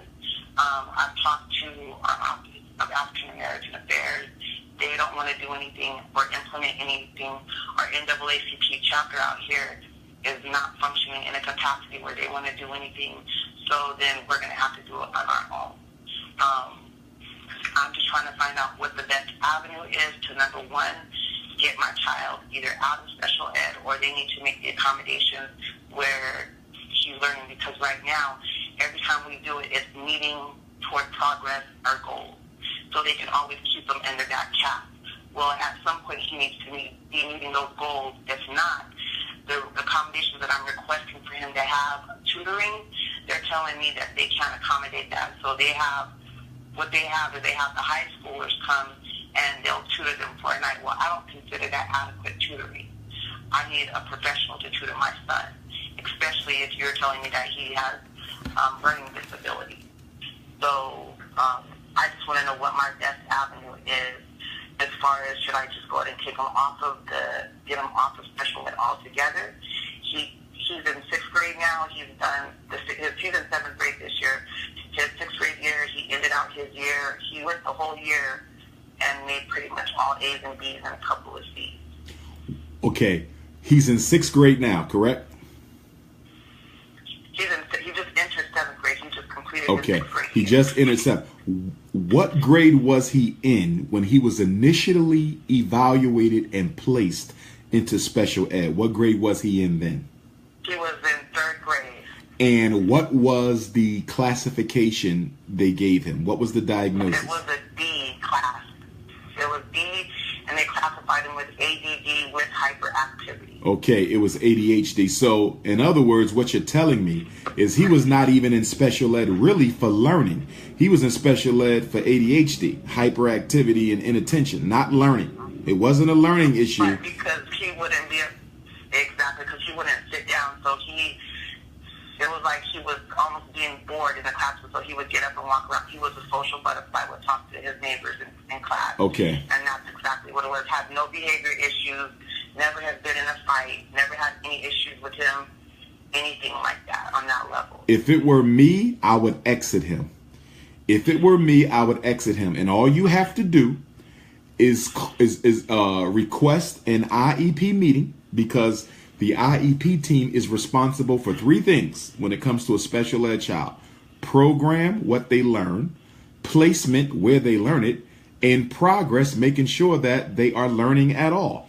And what you want to do is you want to end the program. He no longer needs that specially designed instruction. And you want to end the placement. He no longer needs to leave the regular class and go to a special one in order to learn. So all you have to do is request an IEP meeting.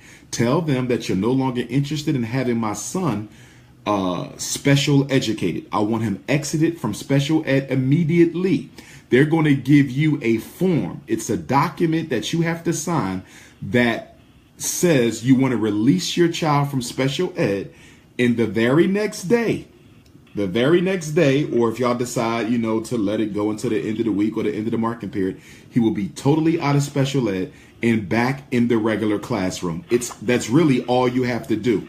Now, with that being said, inclusion classes now. He's not even No. But hear this though. But hear this.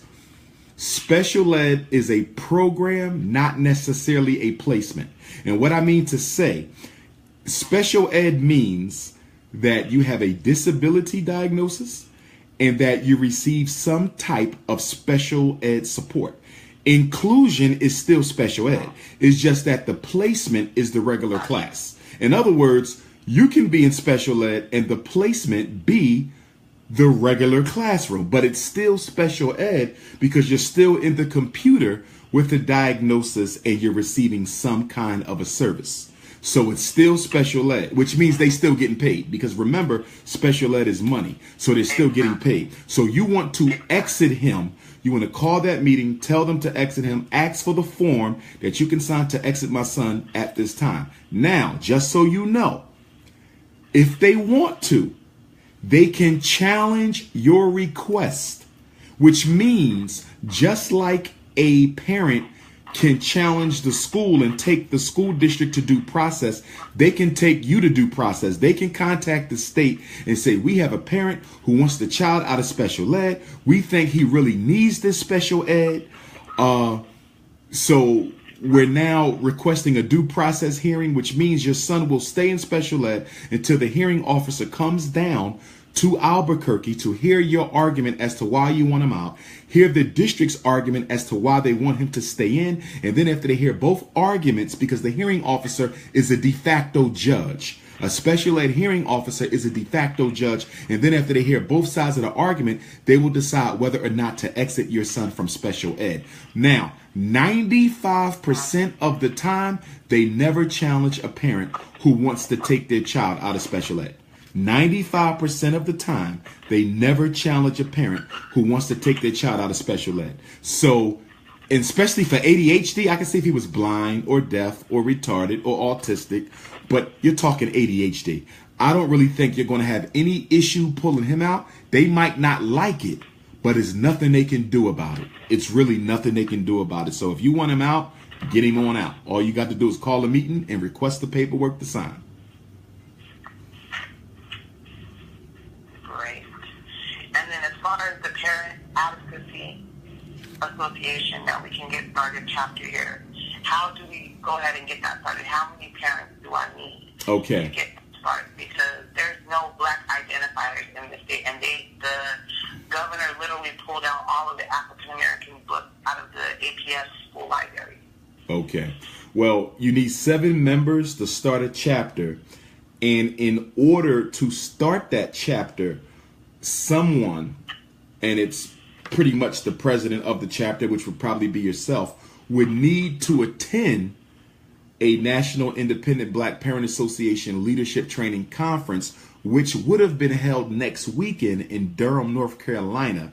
Next weekend, but I had to cancel it because next weekend is also Baba Dick Gregory's homegoing ceremony weekend. So next weekend is viewing his funeral, I believe, as well as the family's memorial service. So we had to cancel Durham. But the next training is going to be in January, and I want to talk to you because we might put it in Albuquerque. We might go ahead and do the training in Albuquerque, New Mexico. That would be great. So what I want you to do, send me a text, remind me you're the parent from Albuquerque, and we'll talk about setting that up.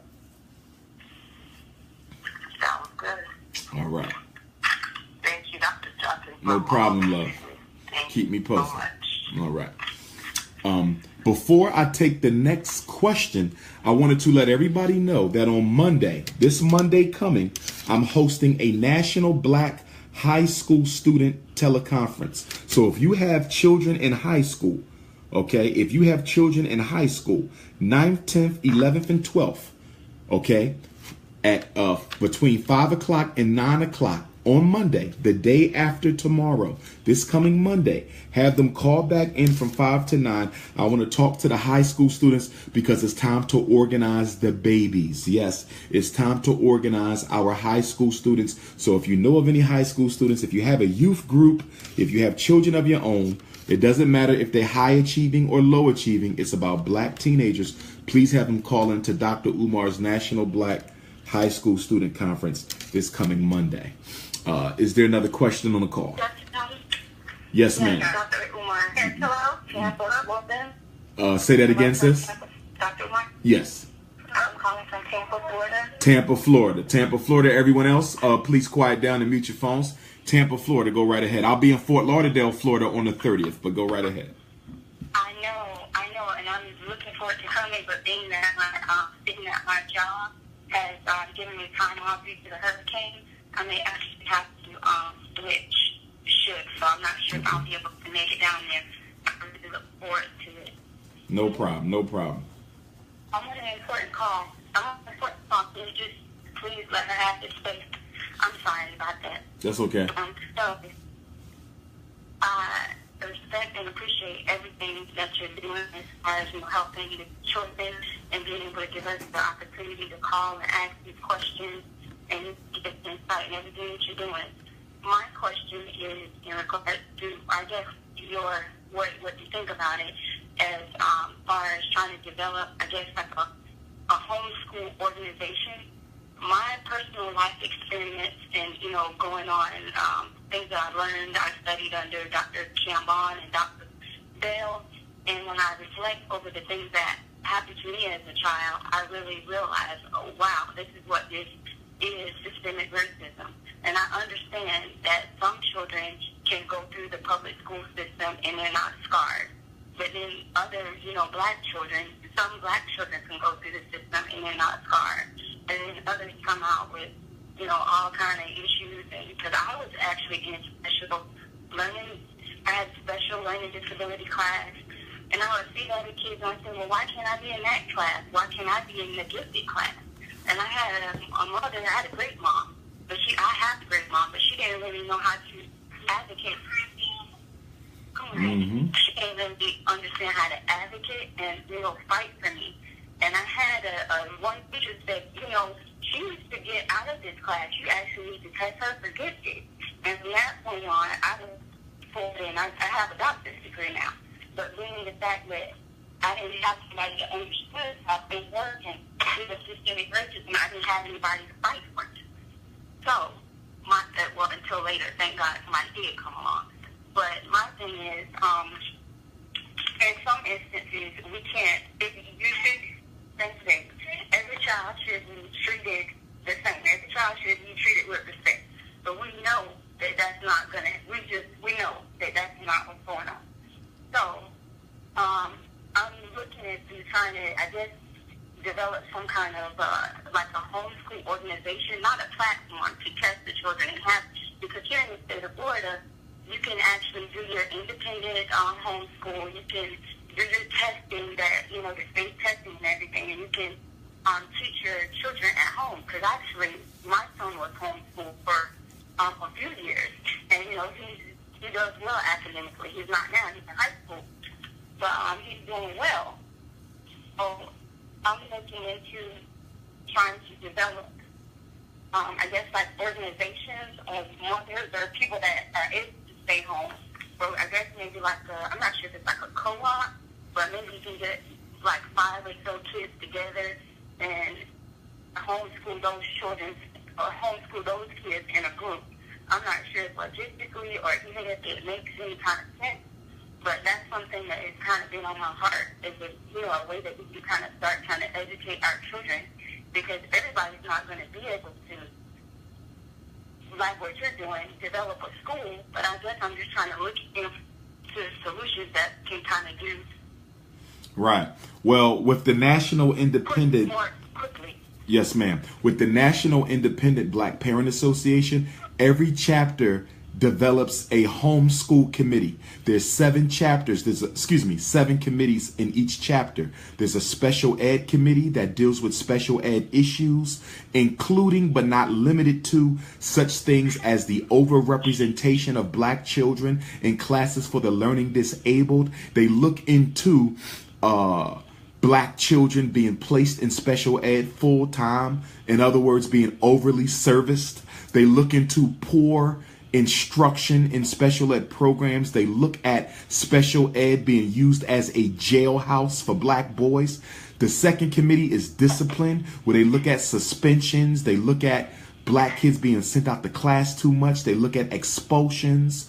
Third committee, finance. They look at how the school districts are spending the money. Fourth committee is policy. They look at the rules in the schools that disproportionately affect our children. Social support. They look at how we can support our parents better. Homeschooling, which is what you're talking about. They look at how they can build a homeschool network for the parents that are there. Yes, that's what I'm, yeah. Yeah, so what you probably need to do is come to our next conference, which is going to be in January. That's what, you know, the location. I'm going to try to have that information ready by October 1st. So people will have October, November, and December to prepare for the January conference. So get back in contact with me October 1st. I should have that information. But you must attend the conference in order to become a president of a chapter. Okay. All right. Sounds great. Thank you so much. No problem. Thank you. And please be safe in Florida. Please be safe in Florida. No problem. Yes, sister. Where are you calling from? Yes, I'm calling from Houston, Texas. Houston, Texas. I will be speaking in Houston at the Shrine of the Black Madonna, Kwanzaa Saturday. That's Saturday, December the 30th. Dr. Umar will be at the Shrine of the Black Madonna, Houston, Texas. Go right ahead, sister. You said December 30th? Yes, ma'am. The last Saturday of December. I follow both of your social networks. So would it be, the information be on those social networks? Yes, it will. Okay. So I have a question, and I just want to start off thanking you for taking the time out to educate us. Thank you. But first, my daughter, she's going to be 12 years old. She's 11 years old right now. I had an issue with her where she was acting out a lot at school. And when I say acting out, I mean like not doing her classwork, being disrespectful to the teachers, sometimes her peers. And I disciplined her she told the teacher that she got in trouble. To make a long story short, fast forward, CPS got involved and they removed her from me. Well, hello? Yes, I'm here. They took her from your house? Okay, They took your daughter from the home. Yes, I gave her a whipping. She went to the school. She was at a white school. I removed her from a predominantly mixed school to an all-white school. So she went to the white school, and I had gave her a whipping, like a regular whipping, like on her butt, like behind with a belt. So she went to school, and she told the teacher. The teacher contacted the authority, and instead of CPS coming out, the police officer came out, and they asked her, was she okay? And she was like, yeah, I'm okay, but do you want to see the bruises on my butt? So she showed them the bruises on her behind, and it went on from there. Like, I got charged with a criminal charge for a child injury because she had bruises on her behind, and it was literally just on her behind, but I got charged with that, and I got put in jail, and CPS took her, but they only took her temporarily until I was done with my criminal case. So she was staying with me primarily her whole life, but her father, he was very absent at the time, and when this case happened, she went to go and stay with her father. So now she's still out there with her dad, but she wants to come back home, and she's still showing the same behavior that she did with me with her father, but she's actually doing it so she can come back home now to me. So I know it's so much I'm trying to explain it, but I have full custody of her. I'm done with the legal case. My CPS is closed. I did the protocol that they had me do, the parenting and the counseling one-on-one. So now she's been out there with her father for almost 2 years now, and she wants to come home. And I believe that her behavior that she was having with me before her father got involved was primarily because her father was absent. And when I mean absent, I mean like he'll call, but then he didn't call, or when she'll call him, he didn't answer, or he'll say he's going to come and pick her up because he lives in Mississippi. He's going to come and get her, he's going to come and see her, but he didn't do that. And for like 2 years straight that happened. And eventually, I just noticed the more I allowed her father to act like he wanted to be involved, the more she started acting out. So she basically, told the teacher and got me in trouble. I'm pretty sure her being at 9 years old at the time, she didn't really know that she was about to put me in jail. She probably just thought she was just telling on me or whatever or whatnot. I really don't know. But so now she's out with her father. She wants to come back home. My question is, as her mother, I want her back home. But I'm trying to see, do you believe that the behavior will get better, or will she continue with the same behavior because now she doesn't have her father again? How old is she again? She's going to be 12 next month. And you live in what state? I live in Texas. And the father lives in Mississippi? Yes. How many hours away is he from you driving? 6 hours. About 6 hours. And she's been with him for 2 years? Yes. And what was the main reason she went to live with him in the first place? She wasn't going to stay with him because I had to continue my CPS closed. I got you. I wanted to let her stay out there until I was done with my criminal case because I didn't know if I was going to be going to jail or not. Okay. It was a really bogus charge, I got you. Because it wasn't just based on the whooping that she lied and she told them that I was locked her in the closet, that she get whoopings every day, she doesn't celebrate her birthday, she did a very extensive lying, just crazy lying. She eventually told the truth. She did. She told the truth, but like everyone knows, once it's on black and white and they got you in the system, the justice system, it's like a done deal. They don't care. And I was going to take it to trial, but I didn't want to have to sit her do that, put her on the stand and going through all that trial stuff, so I went on and just settled for probation and just pled guilty. And because I was going through the case for almost 2 years trying to fight for my life, even though I had on several recorders, I had 2 letters documenting saying that she did lie. She even admitted that she lied. She admitted to her father that she lied, but like I said, the court system, the lawyer, the judge, they wasn't trying to hear that. Okay. So I had to continue on with it.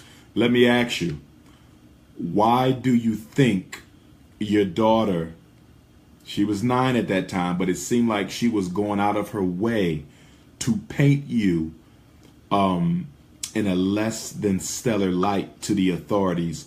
Why was that? Was it because you were strict? What do you think she felt she was missing out on that made her? This is the thing, like, as me being a single parent, I seriously believe that it was a lack of consistency with her. Like, I was at work, or if I wasn't at work, I was with her. But if she acted out, I would tell her I'm going to put her on punishment, but then I wouldn't put her on punishment, or she would get on punishment, and then I wouldn't keep her on punishment the same amount of time that she's supposed to be on punishment, because coming up as a child, I was very abused, like very, very abused.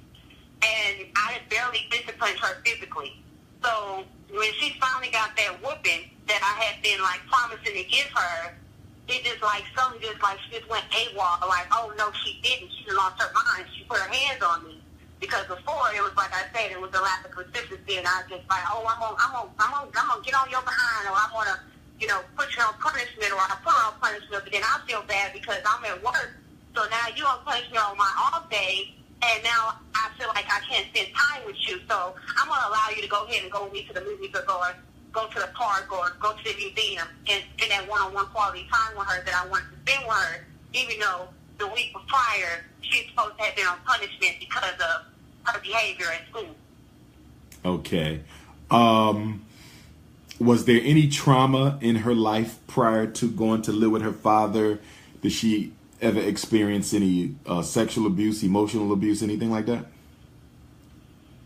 No, she didn't experience any physical or sexual abuse, but I don't know for sure about the emotional, because I know from my upbringing, my emotional detachment, I don't really know how to explain it, like, from not having a mother and not having a father, so it's like, I was young when I was 18 when I had her, so I wasn't properly capable of fully being there emotionally for her, if that makes sense. I got you. Here's what I think. And and it's one thing, I did get evicted from my apartment, so I had to move into a hotel. I got you. Here's what I think.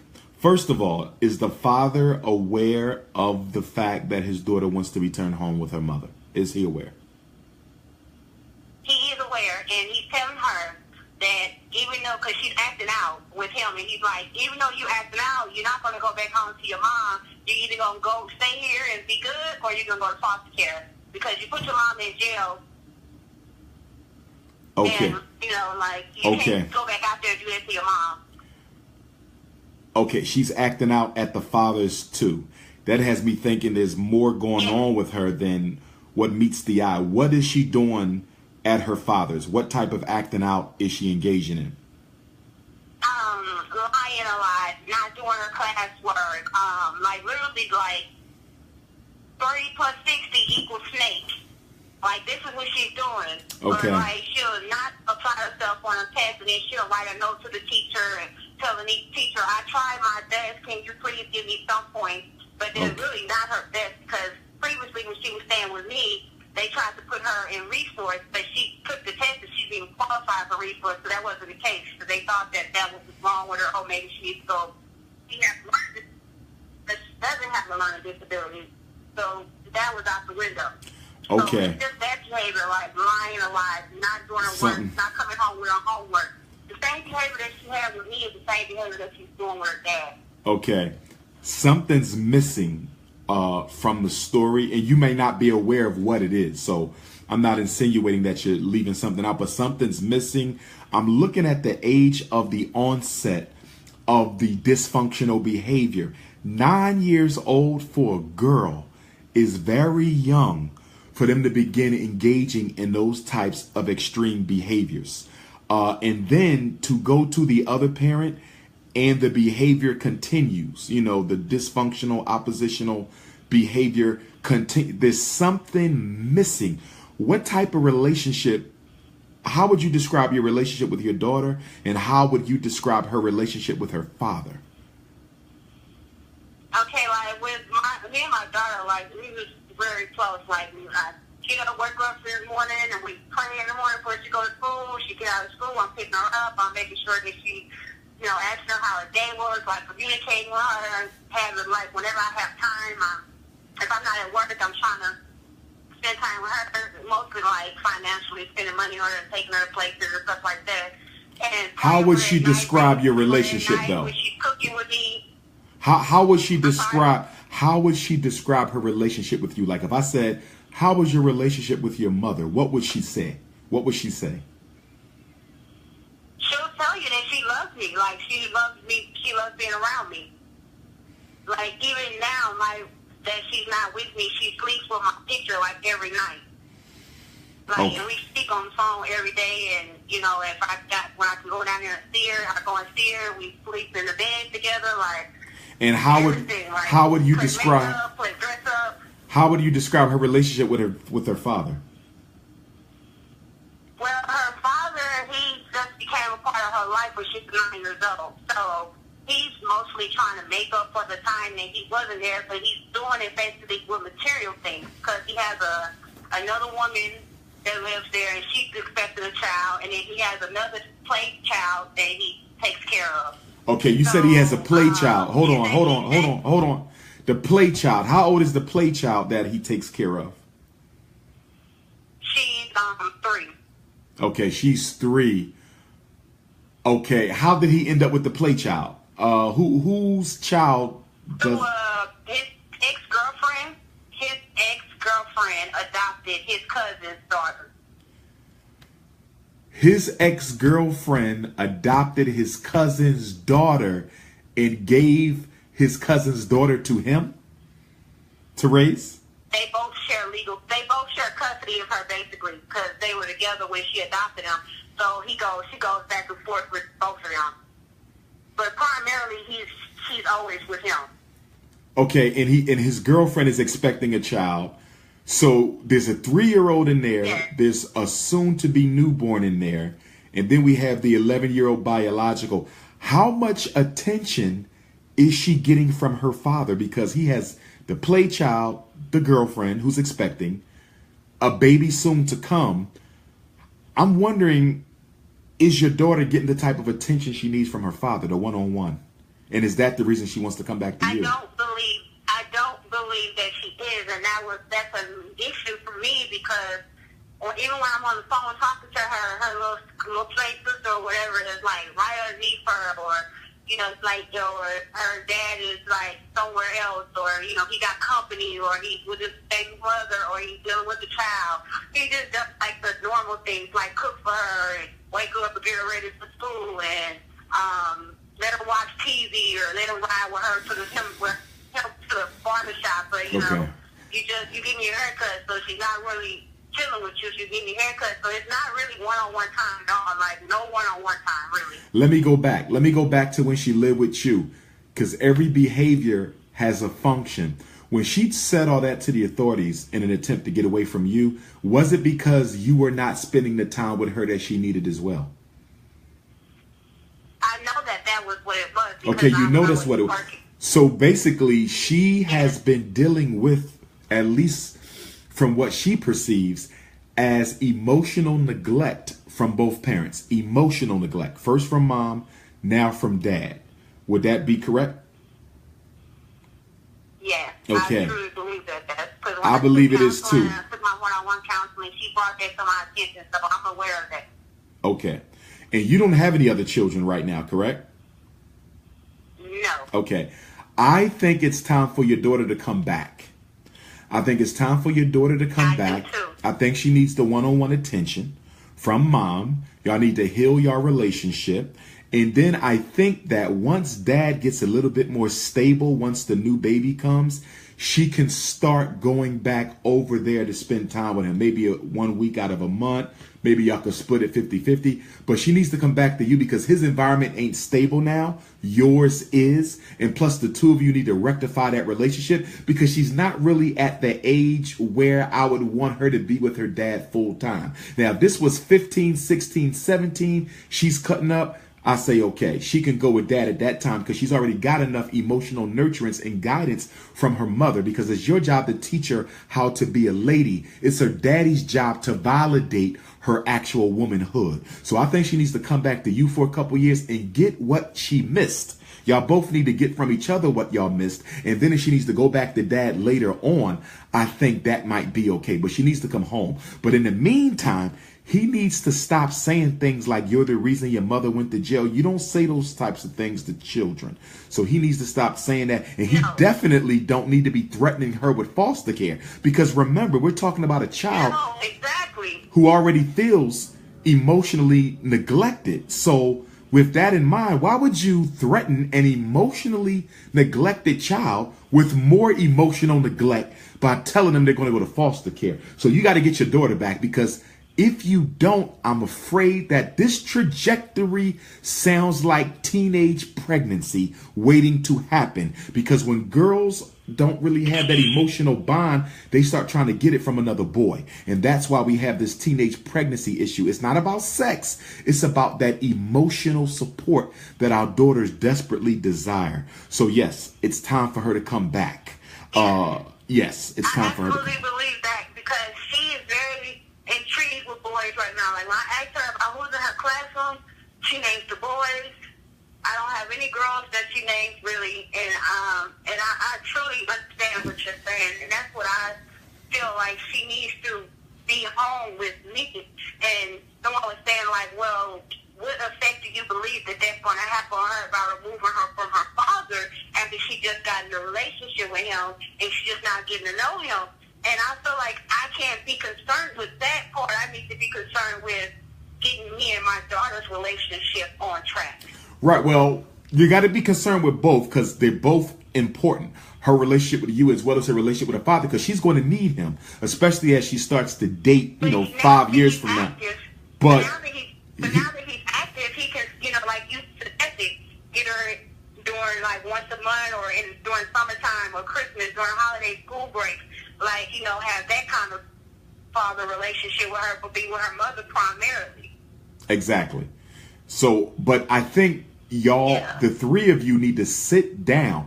Don't take her without the three of you sitting down and talking about her experience with him, her experience with you prior, what your expectations are for her when she comes back, because you got to set the rules down.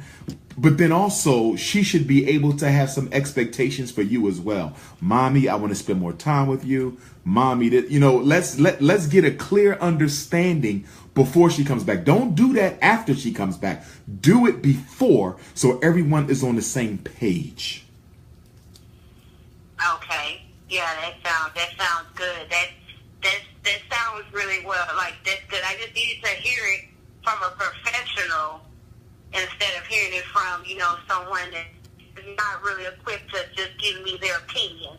If that makes sense. No problem. No problem at all. No problem at all. Thank you so much for that. No problem, sis. And good luck. Good luck as well. I'm sure it'll turn out fine. Thank you. Thank you. Thank you. Is there another question on the call? I actually have something I'm going to say. It's not, it kind of could be a question, but I'm listening to a lot of people talk about their children. I'm sorry, I'm from DC. Sure. I'm listening to a lot of people talk about their children, and I was the problem child, and I want some people to just kind of talk to your kids about their curriculum and what's going on, because I didn't know why I acted out the way that I acted out, but I totally understand it now at 34 years of age. But the work wasn't challenging for me, and a lot of work that I was given, I almost felt insulted. A quick example, teacher is out, we have a substitute teacher in there, and they give you basic addition, and you're like a high school student. So I acted out, ripping up the paper, and I'm not doing this SHIT and stuff like that. So I really find out what's going on, because some of these children probably don't have ADHD. They're insulted with the level of work that they're given because it's not challenging enough. So you just have time on your hands, or you create time on your hands. I literally got frustrated with the work, refused to do it, and did whatever I wanted to do. And the sole reason is because the work was just not challenging enough. I was extremely bright. I never knew what the word potential meant around that time, but I heard it all my life. She has so much potential. I actually thought potential was an insult until I looked it up. So I just kind of wanted to throw that out there, you know, before you medicate these kids, you know, like really, really find out what in the world is going on. I was also going to ask you if you were going to attend Dick Gregory's funeral. That was one of my questions, but you already answered that. And this is completely off, but do you think you can bring a pillow with you? Because I will be there. Yes. What I want you to do, send me a text.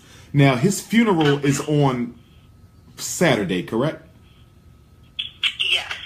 The viewing is Friday, the funeral. Now, because I saw it advertised as a memorial service, so is that actually the funeral, or is that just a memorial service? I actually just logged off. I'm still at work. I don't want to get too much into that, but I'm still at work. I can log back on and print out an email, and then, like I said, I'll send you a text. Okay. And we can go from there. Sure, no problem. Fair enough? Thank you. Okay.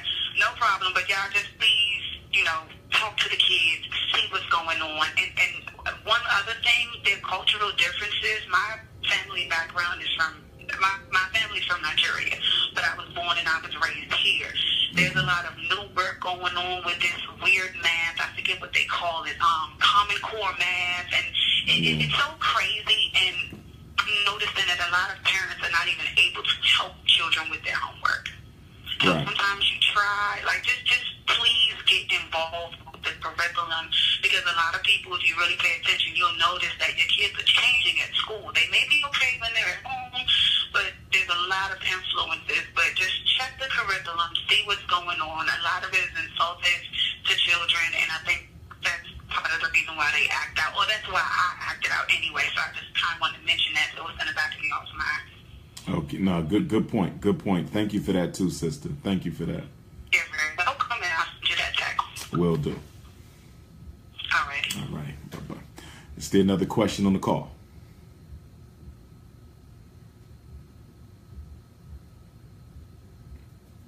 Is there another question on the call? Or did I get to everybody? I might have got to everybody. You did, but I have a question. Oh, sure. Where you calling from, Queen? I'm calling from Columbus, Ohio. Columbus, Ohio. Yes, ma'am. Columbus, Ohio. Yes, ma'am. I do not have children, but I do have nieces and nephews and neighborhood children that I am concerned about within our school system. And I was looking online today, and a lot of the schools in my neighborhood have very low ratings, like F for elementary, D minuses for middle schools and high schools. So my question is, what do you do to help with the school system to raise the curriculum for your children to do better? Well, good question too, by the way, Queen. I would say one of our greatest weaknesses as a people, but especially when it comes to the educational system, is we are a nation of individuals as African Americans. We don't like uniting behind anything. And so what happens is black parents are often losing a lot of these battles that they have with the schools because they're not fighting them together. So for example, let's say in Columbus, you have a kid who is being mistreated by the teacher. And then there's another kid in the same class being mistreated by the teacher. Then there's like 50 other kids in the school being mistreated by their teachers. And so you got 50 parents all dealing with the same problem, but they never organize together to fight against the problem systematically. They all do it as individuals, not even recognizing that if all 50 of you got together and made this a systematic issue. See, whenever you fight an issue as an individual parent, they're going to blame it on your child. In other words, this is the only black kid in this school who has this problem. You're the only parent in this school that has this problem. But the minute you show up with 3, 5, 10, 15 more parents with the same problem, they can no longer say it's you. They can no longer say it's your child. Now it is a systematic issue in this school. And we have to get to the level where we are fighting systematically against these problems, not individually against these problems. That's our weakness. And that's why we started the National Independent Black Parent Association, so we can start fighting systematically as opposed to individually. That's our weakness. Individual parents taking on a whole system by themselves when they have so many other parents with the same issue. And then the other thing is we have too many parents who simply don't care enough to get involved with their children's education. We have a lot of Black parent apathy when it comes to public and charter school. I mean, I work in the schools, and I'm telling you, there are some parents who absolutely don't give a damn as long as the school doesn't bother them. So that apathy, that academic apathy, is something that the schools rely on, they depend on, and they expect us not to care enough to really fight back.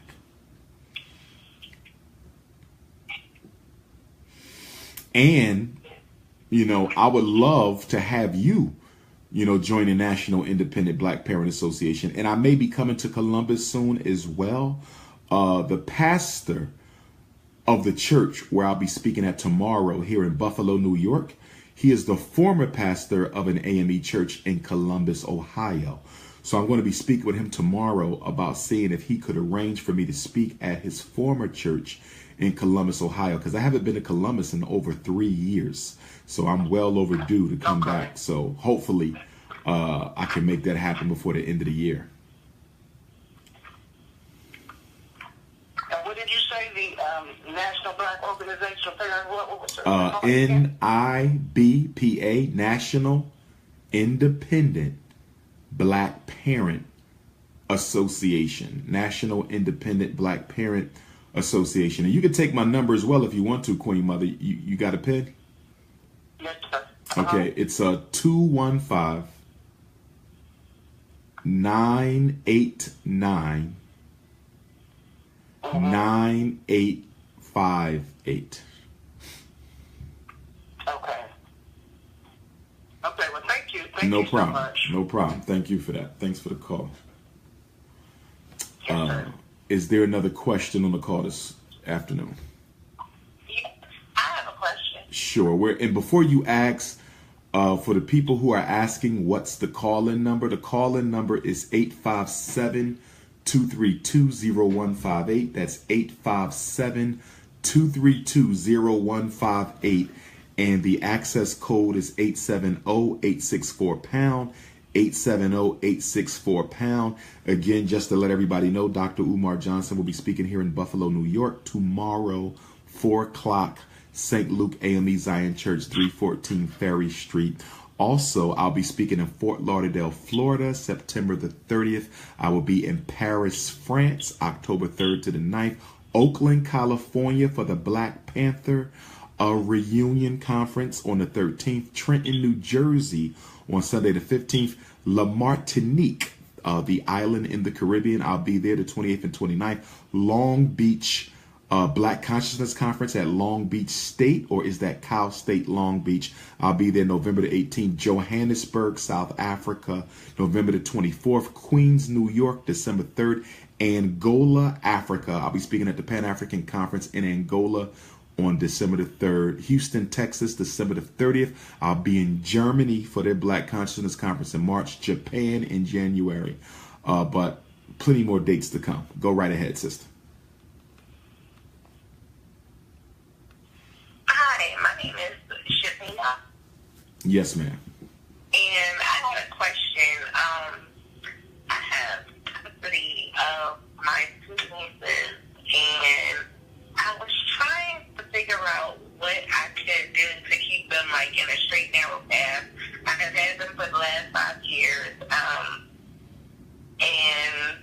I mean it's been like total chaos between their biological father, which is a brother of mine, and telling them just keeping them in confusion. You know, he lives a very chaotic life, and since I had them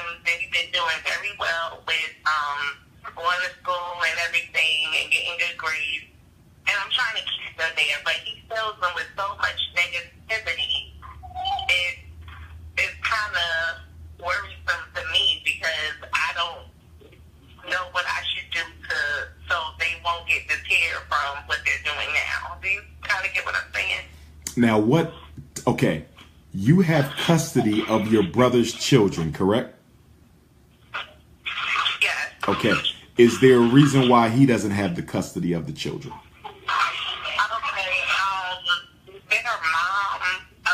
Their mom passed away when they were about 4 and 2. Okay. And due to their type of lifestyle they live. And he doesn't have them because of a street person. I mean, like right now, he's currently in jail. He's always chilling in chaos. I mean, from selling drugs to fighting, arguing. I mean, nobody wanted to take the kids because he was crazy. Right. You know, and I know the reason behind him being crazy, but I'm just concerned about the kids' well-being. And since I have taken them, you know, he's just been creating chaos, like trying to talk bad about me. Like if they tell him anything good, he'll try to turn away from the conversation, like, oh, you could have did that out here with me, instead of saying, oh, good job. Like if they tell him he's up there on vacation, he's like, oh, that's where y'all went, y'all always go there, and just start a new conversation. And I mean, he's just really negative. Like he called one day and told them somebody was shooting at him, and I'm like, why would you call the kids and tell them somebody's shooting at you? You know, so I tried to not let them talk to him for a while because, you know, I felt like they were getting depressed. Right. You know, but I'm the wrong person when I don't allow him to talk to them. But he just tells them everything, and he tells me, oh, I'm keeping it real with them. That's why. And I'm like, you can't do this with children. Right. Question. Well, you said he's filling them with negativity. What is he saying to them? For example, one day he called and was telling them he's hungry, he ain't got no money, he can't pay his bills. So he's sharing his personal problems. He's sharing his girlfriend that he's with. She's at the time when he first got with her, she was 16, and now they got a kid together, and it's 5 years later. Oh, I want y'all to beat her up when she get on his nerves. He'll call her and tell them that, you know, he wants them to beat her up because they're only like 4 years older than her. Right. And mind you, he's like 34, 34. And I mean, it's ridiculous. And he's telling them that he never lets them get comfortable. Oh, I'm gonna come get them. I'm gonna come get y'all. I'm coming to get y'all. I'm like, they're never gonna get comfortable because you always say you want to come get them. So finally, I went and got full custody of them because it was like I kind of got to take control of the situation because I need them to feel stable for one, you know? Right. But in the beginning, I didn't get custody of them because I was only supposed to have them for about 2 months. And now it's 5 years later. You know, but he's still carrying on. Like, right now, he's in jail. But, you know, if it's not one thing, it's another. We just call it with negativity. And they're 14 and 16, so they have cell phones. So it's not like, you know, I can just stop them from talking to them. Right. Well, you just said something that clarified the situation. I didn't know they were teenagers. They're 14 and 16, as opposed to 9 and 11. So they're kind of at an age where, wow, that you really can't stop them or him from sharing, you know, what they want to share with each other. You know, they're teenagers. I didn't know they were that old. So that kind of changes things. Is it affecting them at all? Like, is it affecting how they're functioning? Like, are they difficult children, or is everything getting along well? They are. Okay, when I go ahead. They was 9 and 11, but now they're 14 and 16. No, one time he came out here to visit, and he started getting a little belligerent in the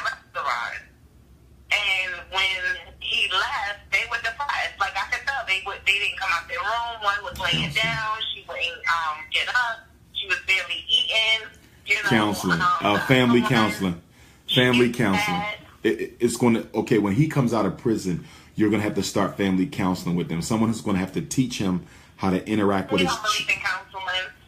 He does not believe in counseling. When I took them to counseling, he told them, he said, why would y'all let her take y'all there? Y'all not crazy. And I'm like, why wouldn't they go to counseling? I thought they saw their mom die in front of them. You showed them the crazy lifestyle you live, and you have an alcohol problem. Of course they would need some type of counseling. He was like, they're not crazy. They're smarter than you. Wait a sec. They saw their mother. Now, mind you, I'm a therapeutic counselor. I ain't going to say that. But wait a second. You said they saw their mother die in front of them? Yeah, when she was 4, one was 4 and the other one was 2, but she kind of collapsed in front of them. And it was due to an overdose. Okay. You know, then they need... Okay. Doing the wrong thing. They need counseling. And, pretty much. They need counseling themselves. They need counseling themselves. Separate from the dad, they need counseling themselves. Have they gotten that? Because that is a very traumatizing... Yes, I do take them to counseling, but he has made them feel like they're in the wrong, and that he made them feel like they're inadequate for wanting to go to counseling. Like, they can't... I don't like what I'm hearing. Oh, that's for slow people. That's for slow people. I said, no, that's for teaching you how to cope. Here's what I think.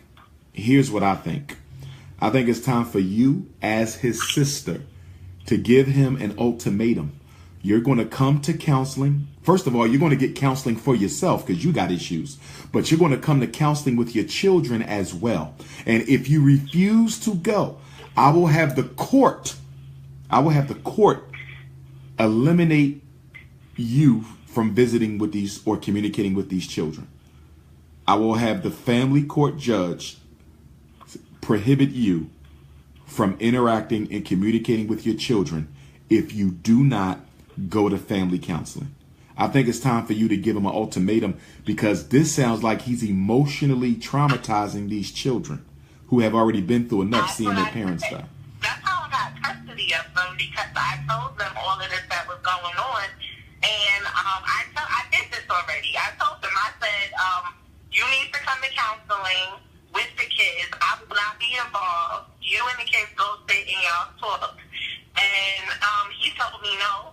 At first he was acting like he was going to do it, and then he told me no, he wasn't going to do it. He didn't show up.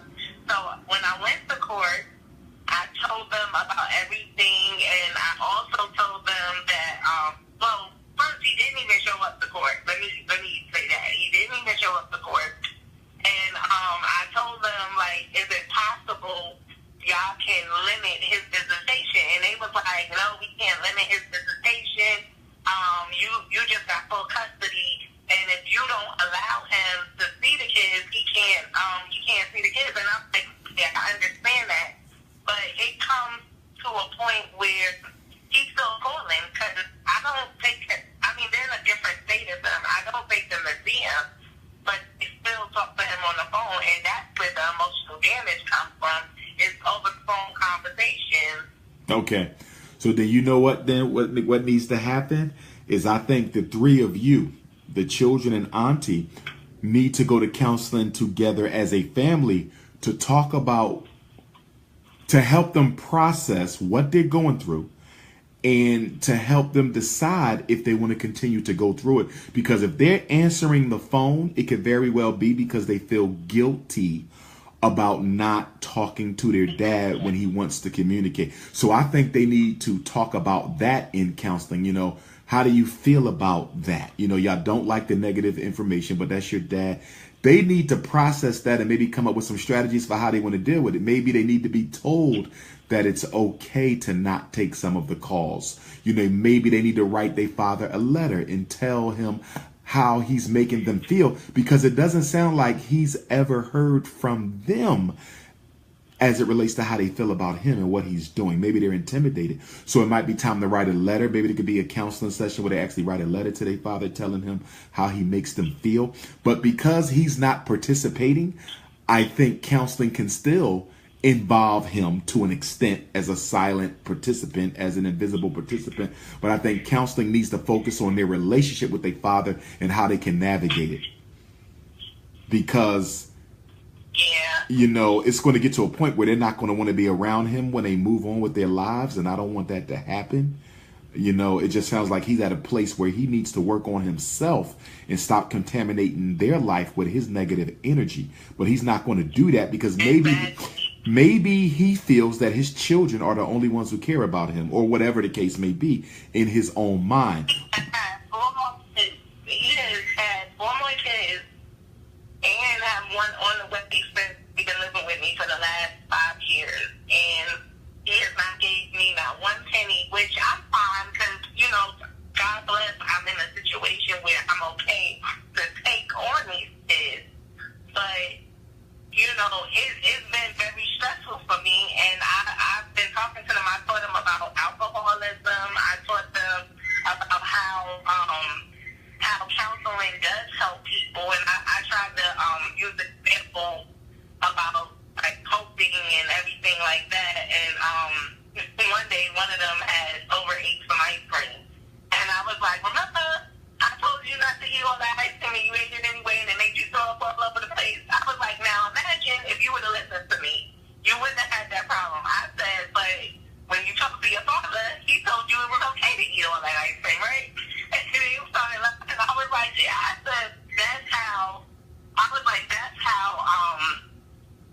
working and listening to your parent who actually is in a predicament to see that it will hurt you ahead of time works. And because I have to break down a lot of stuff to them because he tries to make it seem like everything is all good and you can do whatever you want, and she don't know what she's talking about, even though she's the one that's been raising you. Right. She don't know what you're talking about. She's just trying to keep you from me. And that's not the situation. Like, when I brought them up to New York, I let him come visit, and I talked him into staying with us because he wanted to take them out of there. And one of them pretends to be sick. I knew she wasn't sick because she was all gun-ho in the car while we was driving up there and everything.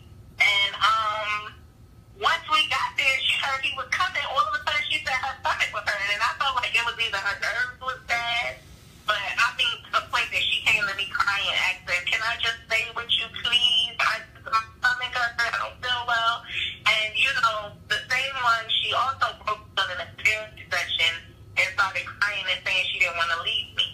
And excuse me, stuff like that is just so hard on me, because at one point he was one of my favorite brothers, before we got these kids involved. Once we got the kids involved, I had to show him that it's about these kids. I no longer can be your favorite sister and always co-signing on all the BS that you're doing when it comes to these kids. Because he used to have them in the street 3 o'clock in the morning. People would be calling me, telling me that he's drunk, walking through the street with them.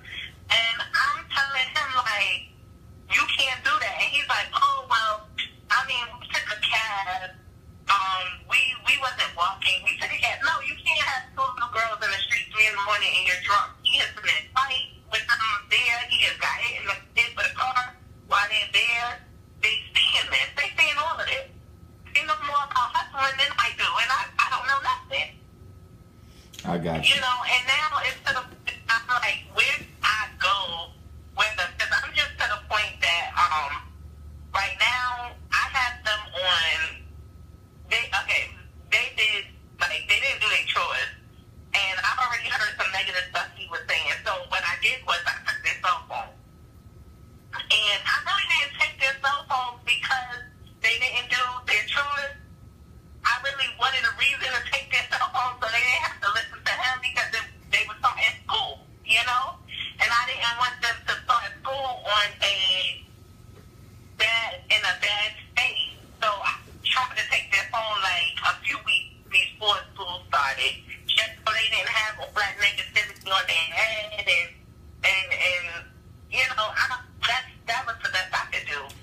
I got an idea. I got an idea. Not to cut you off. I'm sorry about that. When he comes back out of jail, where do you live at again? You're in Texas, right? No. No, I'm at VA. You said VA, Virginia? Yeah. Okay. When he gets back out, I want you, him, and I to have a conference call, the three of us. I'm not sure if he is familiar with who I am, but it don't even matter. Just say, listen, I know a school psychologist, and he wants to talk, with the two of us about the children before you talk to the children. Would you be willing to have a telephone conversation? Because I would really like to get his perspective on how he views the situation with his children, because it sounds like he may be oblivious to the negative impact that he's having on them, and maybe the three of us talking together, that might help the situation some. Yeah. What do you think? You think we should give it a shot? I definitely think we should give it a shot. Anything to help him. I don't hate him. I'm just trying to How help old him. is he? How old is he? He's 34. Oh, he's a young guy, 34. Okay, young brother. Okay. Do you have my cell number? No. Let me give it to you now. Okay. 215 989 9858. 215 989 9858. When he gets out, just text me and remind me. I'm the auntie from Virginia who has custody of my two children, and we spoke on the call. And I'll remember you. Okay. Okay, thank you so much. No problem, sweetheart. No problem. Thank you. Is there another question on the call? Yes, sir. Yes, ma'am. Where you calling from, sister? Oh. Yes, my name is Arisha, and I'm calling from St. Louis, Missouri. St. Louis, Missouri. Go right ahead. Okay, well, first I'd like to thank you for allowing me to speak with you. No problem. This is somewhat positive and it's a negative.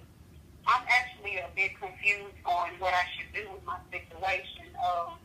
I have a child in a school, and she's very well educated. She's an honor roll student since she's been in school. And I have her in a private school that's predominantly black. And I chose the school due to the fact that majority of the schools in St. Louis, their teacher-to-student ratio is so high that I didn't want her to get thrown off with her education when she got to high school. So she's 15 years old. She's an 11th grader. She has full college credit hours and as well as honors class. So by the time she finishes 11th grade, she'll have like 10 credit hours, college credit hours, before she even gets to 12th grade. And I'm not financially stable to where since she started high school, she's been on like a full scholarship at this private school. And so now we have like this new person working in admissions or whatever who's kind of questioning me as to where her different scholarships have come from. But when she first got there, a lot of her scholarships came from essays and grants and financial aid and all the different things that she did to get there because of her, educational level. And it's kind of difficult for me because I'm confused as to why they have certain kids that aren't even meeting the standards of having an education at all, but she keeps bringing so much money to the school because of her grades.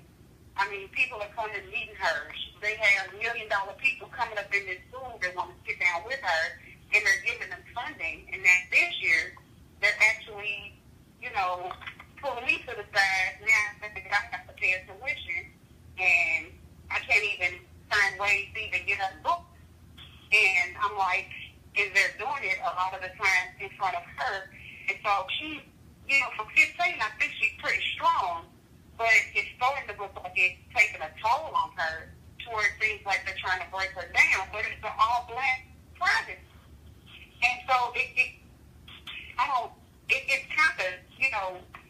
it's kind of frustrating to me. And so then I try not to get upset, but then I'm like, I'm not understanding how come they can't find a way to unify it and find a way to fix it when it comes to the academics and education, but yet they stick together so strongly when it comes to the athletics. And so when I question them and I take the power of going through the chain of command and asking questions, then I get harassed.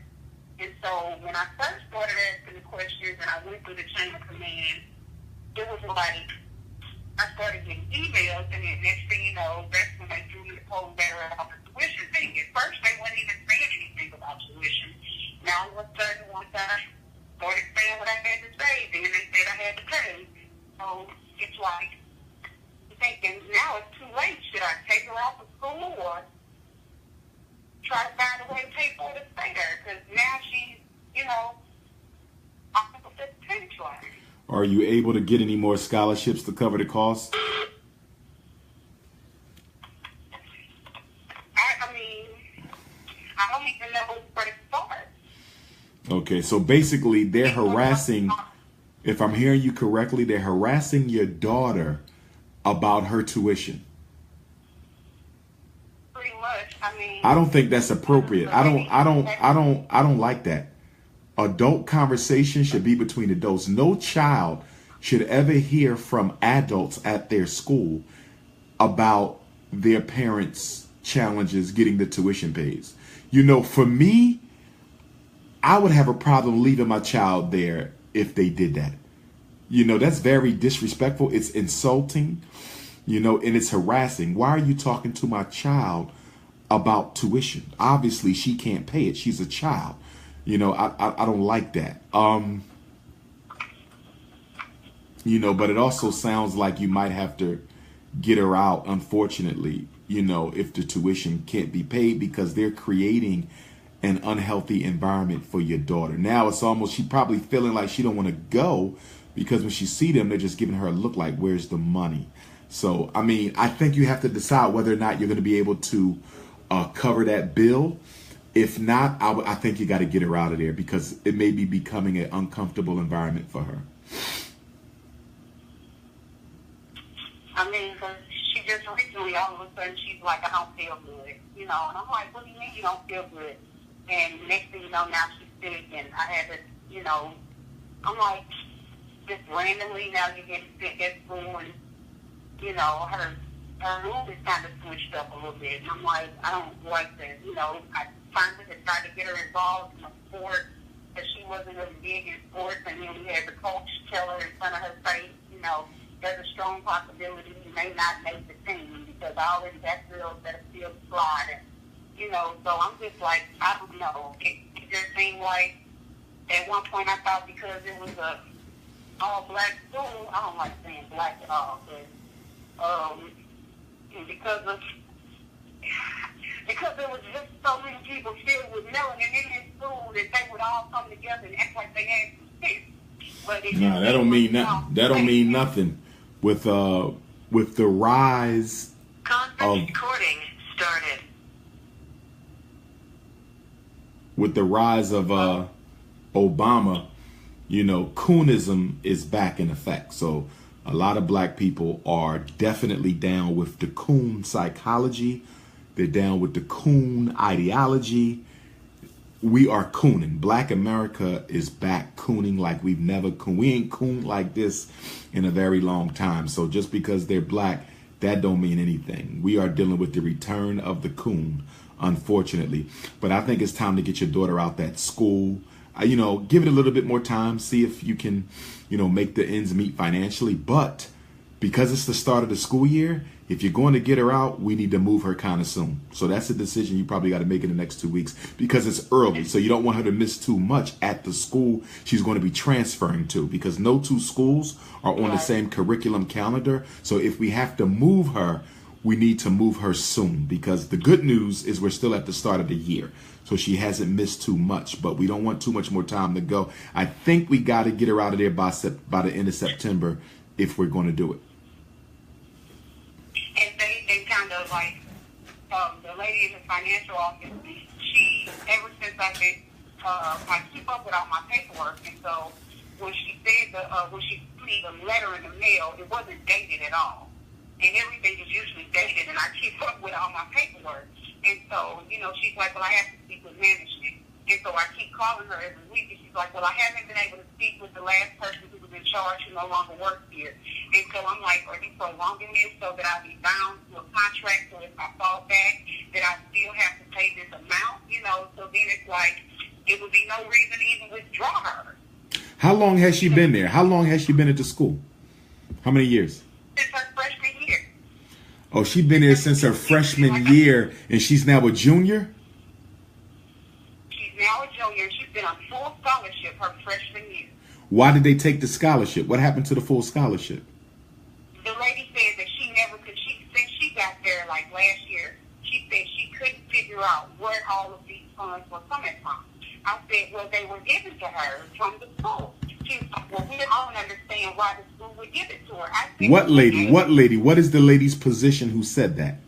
What is her position at the school? She works in admissions and financial aid in the office. Okay, you know what you got to do? I know what you got to do. Because basically you're telling me your daughter been on full scholarship at the school.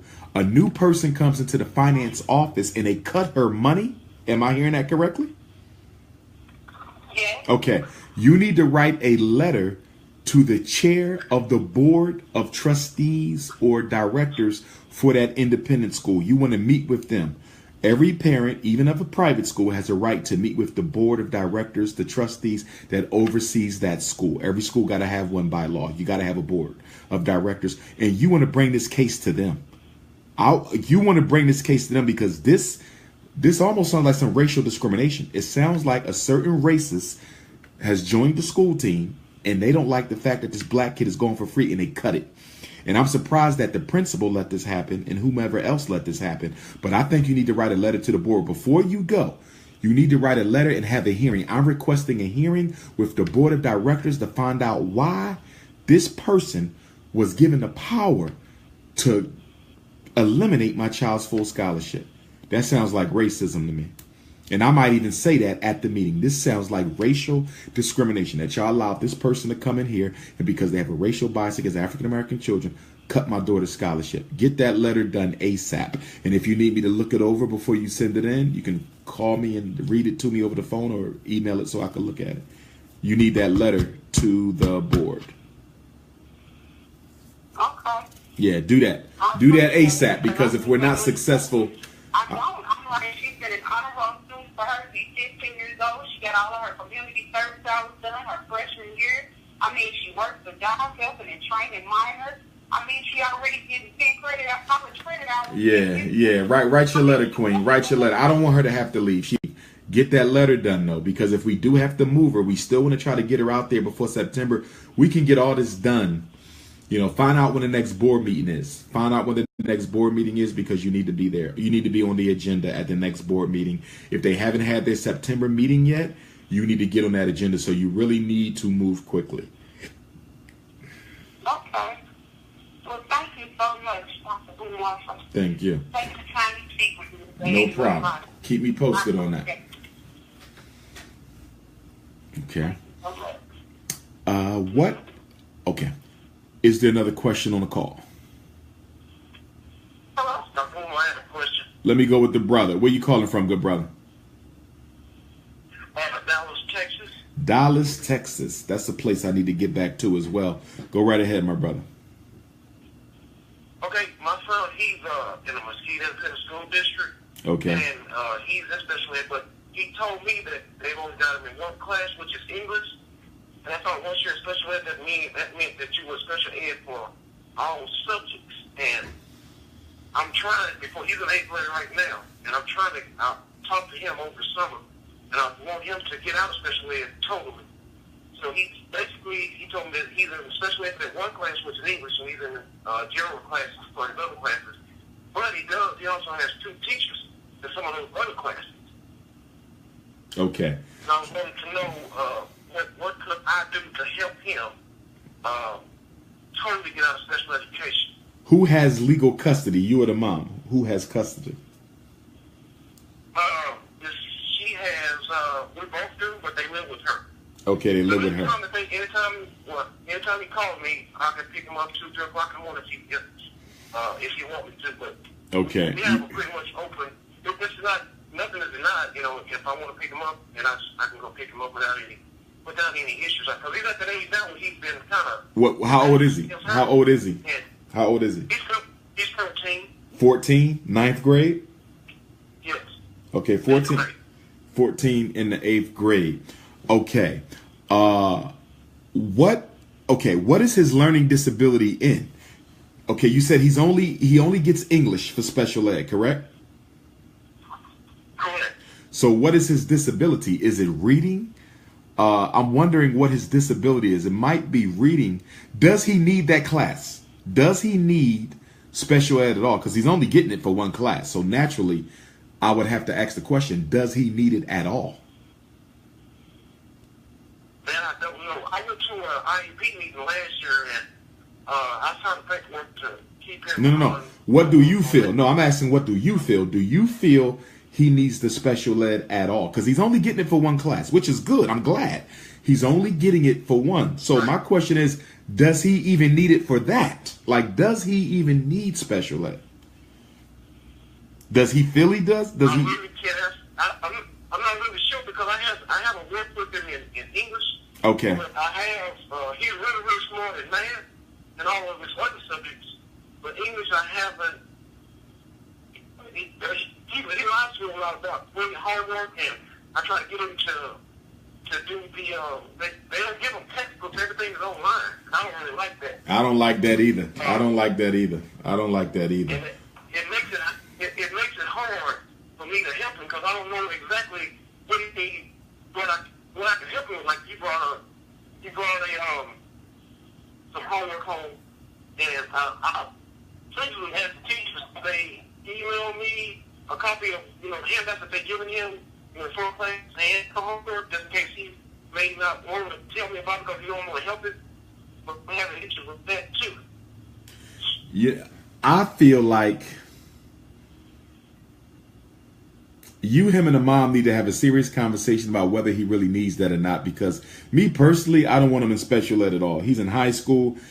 I think Texas is a high school graduation test state. I think Texas, you have to pass that test to get your diploma.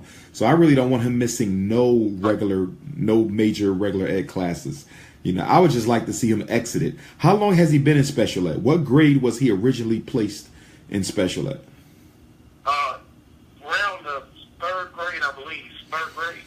So that was a long time ago. He went in special ed in the 3rd grade, which in my opinion was too early anyway. And that was a long time ago. I mean, that was 3rd grade. Now he's in 9th. That's 6 years ago. I think it's time to exit him. But you want to talk to him and his mom first, because sometimes children who've been in special ed for a long time, they can be a little fearful of leaving special ed because they've been made to think that they need this special service. So I would really like to know what he thinks about it. Is he ready to kick away the crutch and just stand up on his own? I think it's time to exit him because he's in high school now. He got put in special ed when he was in the 3rd grade in elementary school. He's high school. I don't think he needed it. Now, does he get in trouble a lot in school? The fighting and suspensions? Does he have any of that? No. Okay. He's in elementary school, but high school, he doesn't. He hasn't since been. When he was in elementary school, he's in middle school now. He'll be a freshman next year. But okay, he's in 8th grade right now. 8th grade right now. 8th grade right now. He's in 8th grade. Okay, this is what I would do. I would prepare for 9th. And what I mean, y'all could exit him now. I don't see nothing wrong with that. Maybe take him to the middle of the year and say, listen, son, we taking you out after Christmas or out after Thanksgiving, whatever the case may be. But I think he needs to start 9th grade as a full-fledged regular ed high school student. So you and his mom, y'all can start preparing him now. We're getting you out of this. This is your last year. So get what you're going to get, because when you get to high school, we don't want no more of this. But get his opinions on it, too, to see where he's at. But I'll give him one more year. I'll give him one more year if he feel he needs it, because he might be ready to go now. But if he feels he needs it, I'll give him one more year. But next year, I would take him out. The stakes are too high. He can't afford to be, you know, in special ed for language, because that means he's missing the regular ed language. You know, and George Bush, see, what I try to get parents to understand is that George Bush changed the game.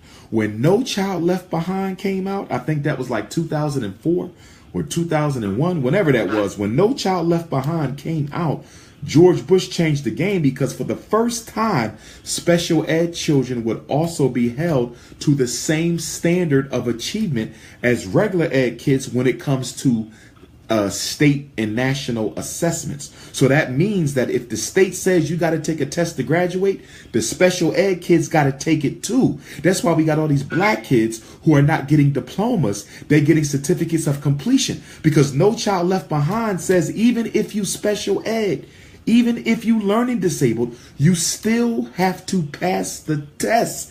And that's why special ed is a big weapon against our children now, because of the No Child Left Behind law. So, you know, I really think y'all should start preparing him to get out of that. Okay. Yeah, I didn't get a chance to get his STARS test from his results from last year, but I forgot. By the time I thought about it, school was already out. But I think he did pretty well on that STARS test for the seventh grader. I got you. And if he did well on the state test, he definitely don't need no special ed. If he did all right on the state test, he definitely don't need no special ed, because the state test, they're the most difficult test you get. So if he's doing all right with that, then I would get him out of there. But you know, I need to get those results from last school year, to make sure, because I didn't get the results. But he told me he passed. Well, what you need to do, you know, as the non-custodial parent, what you need to do is you need to write a letter to the principal requesting a complete copy of your son's academic record. That's what you need to do. That is your right. It is under federal law known as FERPA, F-E-R-P-A, FERPA, and that stands for Family Educational Rights and Privacy Act. Family Educational Rights and Privacy Act. And basically the letter will say, I'm requesting a complete copy of my son's academic record. This is my right under the Family Educational Rights and Privacy Act law of 1974. Please let me know when the copy will be ready and if there is a fee associated with my request. They can charge you for the copy. It might be $20, nothing major. You know what I mean? But get the record so you know what's in your son's record, just in case mama ain't telling you everything. But even if she is telling you everything, you want to get a complete copy of his record every couple of years anyway, because you never know what's inside that record. So you always want to police that record. Make sure there ain't no nonsense being put in your son's file. Okay. I sure appreciate it. I look forward to seeing you in Houston in December. Oh, yes, sir. Looking forward to it, my brother. All right. And you said I also want to start a chapter of the National Black Parents Association here in Mountain. Oh, perfect. Perfect. Yes, sir. When will you be having that national convention? That next one going to be in January, and I should have the details by October 1st. Okay, that'll work. Is there a fee that I need to pay to? Yeah, it's $50 to register. Yeah, $50 to register. So I'll have all that on October 1st. I'll be able to just text you the link. Okay. No doubt. Thank you for your time. No problem, my brother. No problem. All right. All right. Is there another question on the call? Yes, ma'am. Where you calling from, my sister? Vegas. Las Vegas is in the building. The city that killed Tupac. I'm just kidding. Go right ahead, sister. Okay, so I'm actually calling about my brother because so we live in Vegas with both of our parents, my mother and my father. I just graduated high school, and so he started high school last year, my senior year and freshman year, and my brother's very smart. He's a very smart little boy. And we actually lived in Colorado before he moved to Vegas. My mother got very ill, so we had to move here. And when he was in Colorado, they wanted to literally skip him grades. He was super smart. And he is still super smart. And, you know, when we moved to Vegas, he just completely changed. And it was really hard for him. And he started acting out at school. And my dad, we have both of our parents. My dad is he's a disciplinarian. My dad's from Arkansas. He doesn't play, none of that. He's very involved in our lives. So it's not like he's not getting attention at home or anything. It's just, I don't know how to get him. We don't know how to get him engaged in school. Like, he wants to play basketball. He's going to play basketball because his GPA is not right. He's failing classes, and it's just like, it was really hard for him. So my mom got a new job. She's doing well, thank God. She got a new job back in Colorado. And so my mom sent him ahead to stay with my older sister to start school. He just started in school. And they're like, well, he has to repeat his freshman year. And we were kind of like shocked. We were like, wow, like, really? And he was really upset. He was really hurt. You know, he said it was my fault. I take responsibility. It is my fault.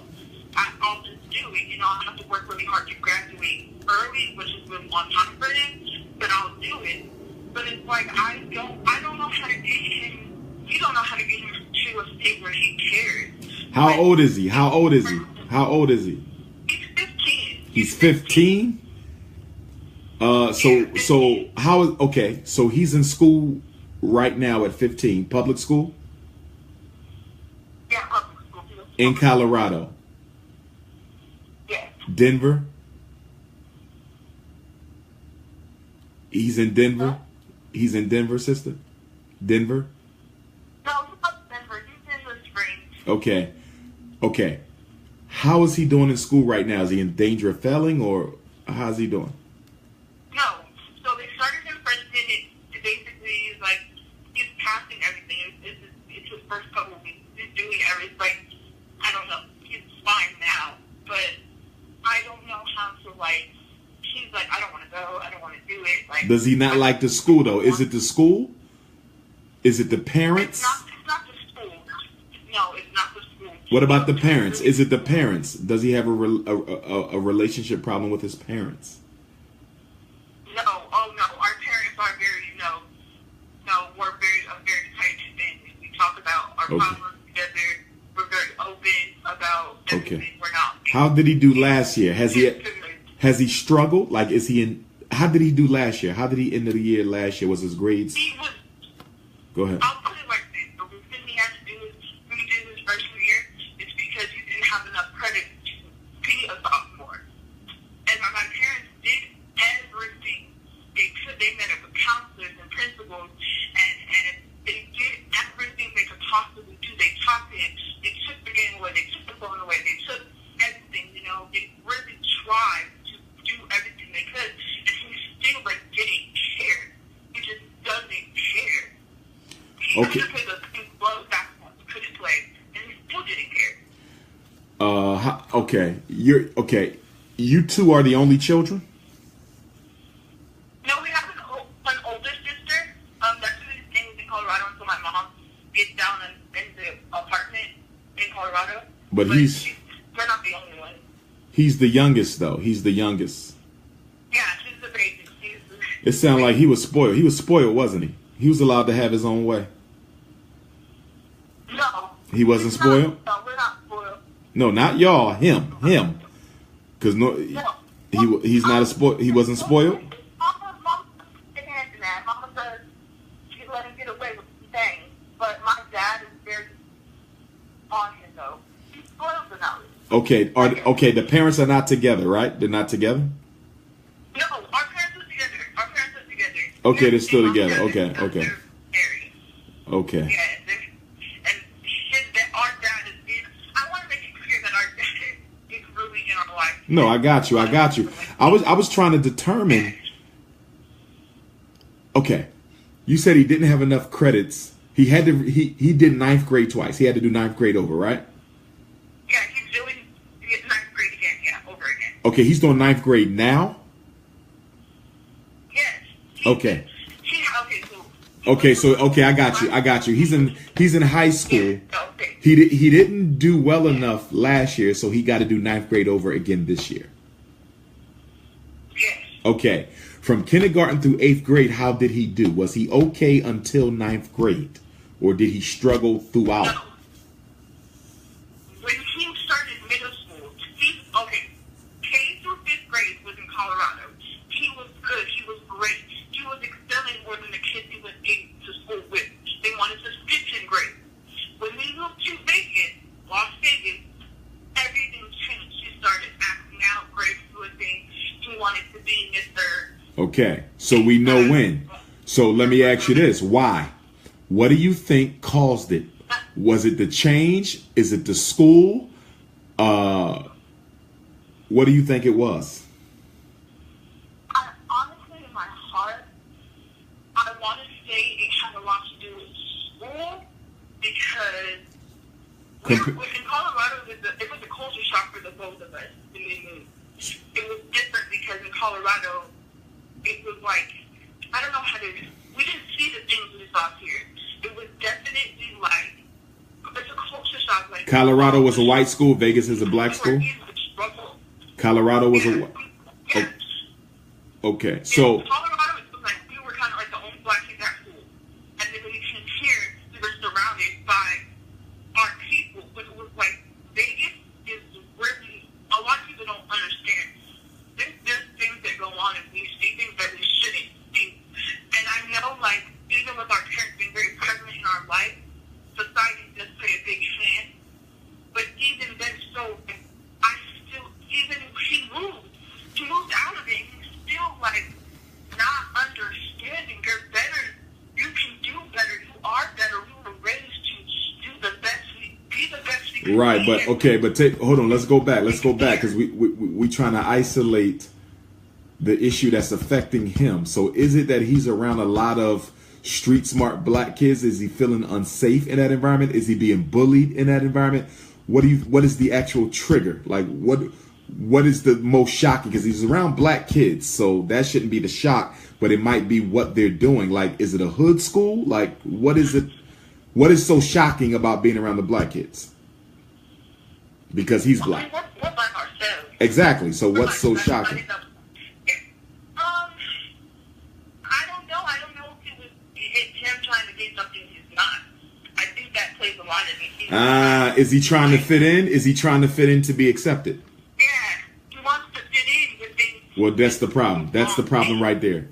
That's the problem. He wants to fit in. He's not used to that environment. He feels different, and he wants to fit in so he don't stand out like a sore thumb. Vegas ain't the problem. The school is the problem. So the question becomes, does he need to go to another school? I mean, he's at another school right now. He's not in Vegas right now. He's in Colorado. He moved back with my sister. Okay, he moved back to California. Okay, he's back in Colorado with the sister, but he's separated from you guys now, though, correct? Isn't he now separated from mom, dad, and sister? He's back with sister, but he don't have the rest of you guys, correct? Hello? Princess, did I lose you? Okay, I think I lost her, but what I was going to say is I think that even though he's back at a school where he's comfortable, he don't have his family, though. So it's still not a good fit because you sent me back, but I'm not back with my family. I'm back with my sister. So I think Australia, Young Lucini on Facebook. Young Lucini, me and my team would like to invite you to Australia. I'm ready for Australia. Australia and Antarctica. I think those are the only two continents that I haven't been invited to. Antarctica ain't got no life on it, so we ain't got to worry about that. So it's I think Australia, the last continent. Yeah, I did North America, South America, Asia, Africa, Europe. So I need Antarctica. So Young Lucini, add me on WhatsApp or send me an email. Okay, Dr. Umar Johnson at yahoo.com. Add me on WhatsApp, 215-989-9858. I'm ready for Australia. The land dialed under. Black Australia. The prince is coming. Young Lucini, let's make it happen. Send me the email, or you can email my assistant directly, drumarspeaks@yahoo.com. Let's make Australia happen. Is the young lady back, or are you back, Princess, or did I lose you? I think I lost her. Okay. Is there another question on the call today? Yeah, King, I got a question. Yes, sir. Where you calling from? St. Louis. St. Louis in the building. Go right ahead. All right.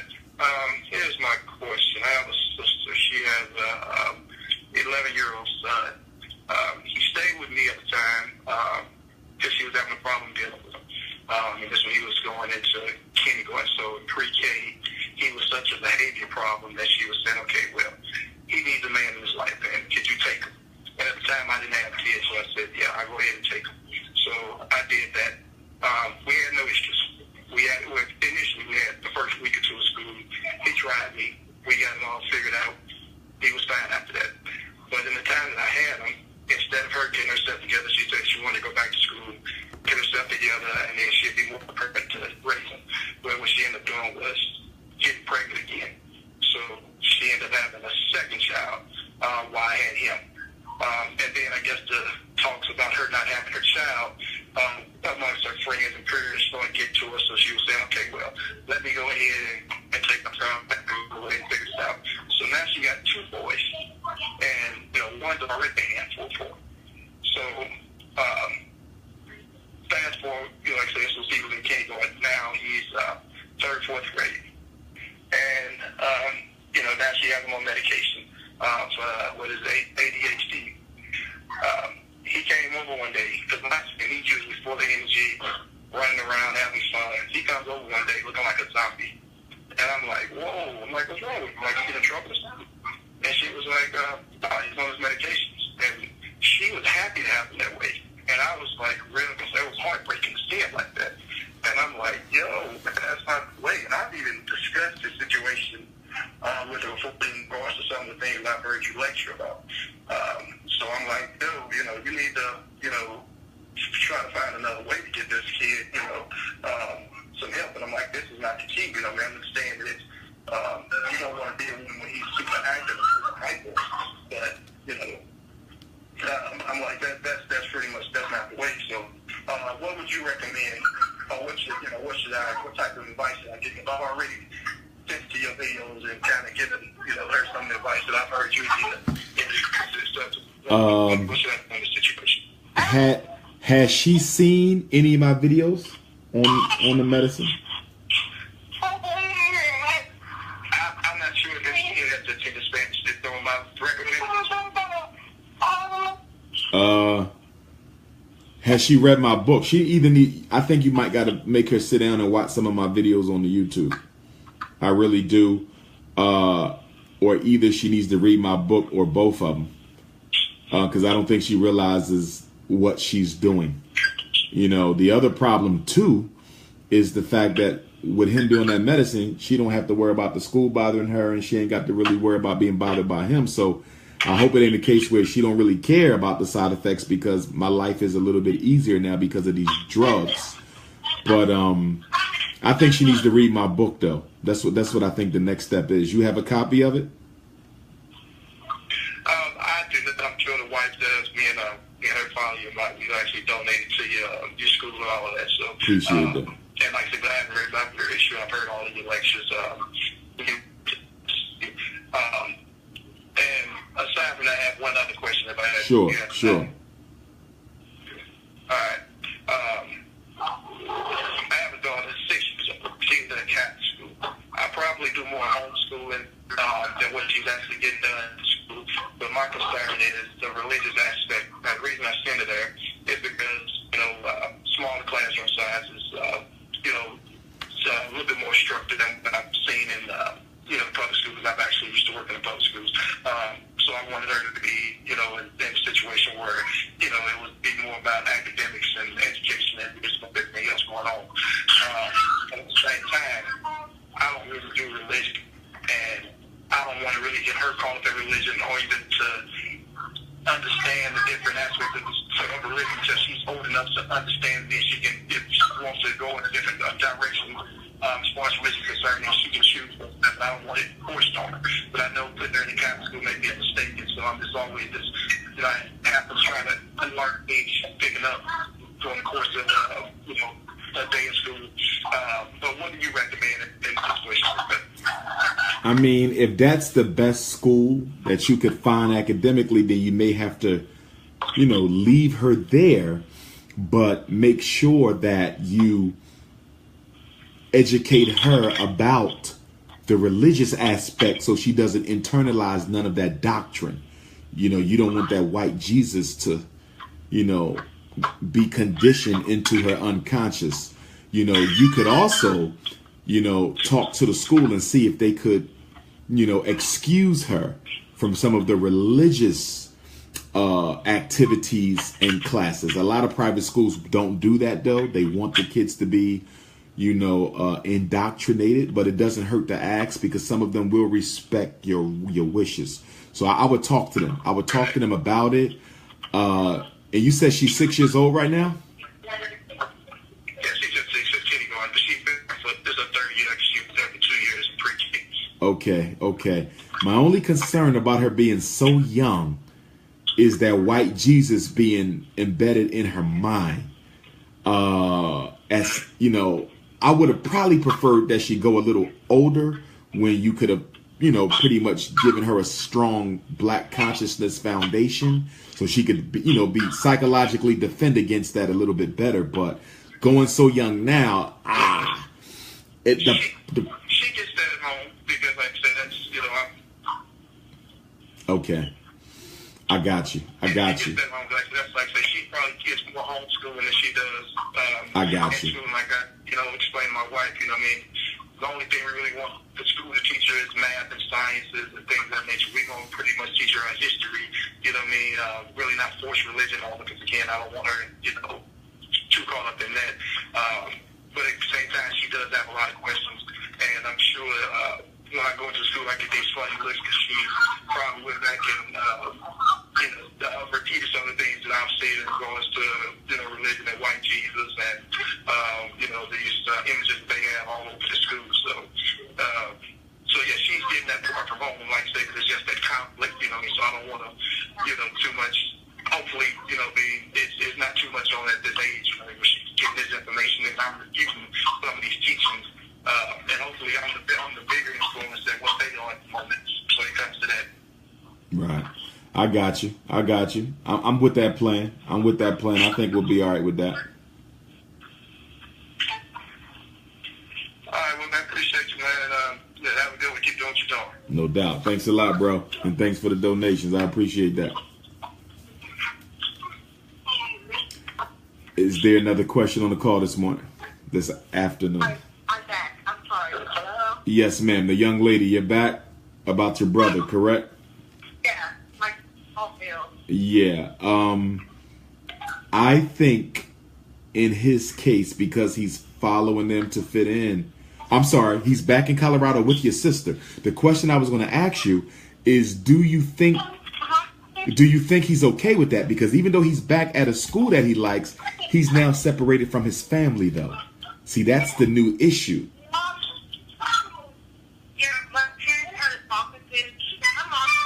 Hold that thought. Can somebody mute the phone? Whoever got the beautiful babies in the background playing, could y'all mute the phone, please? Okay, go ahead, sis.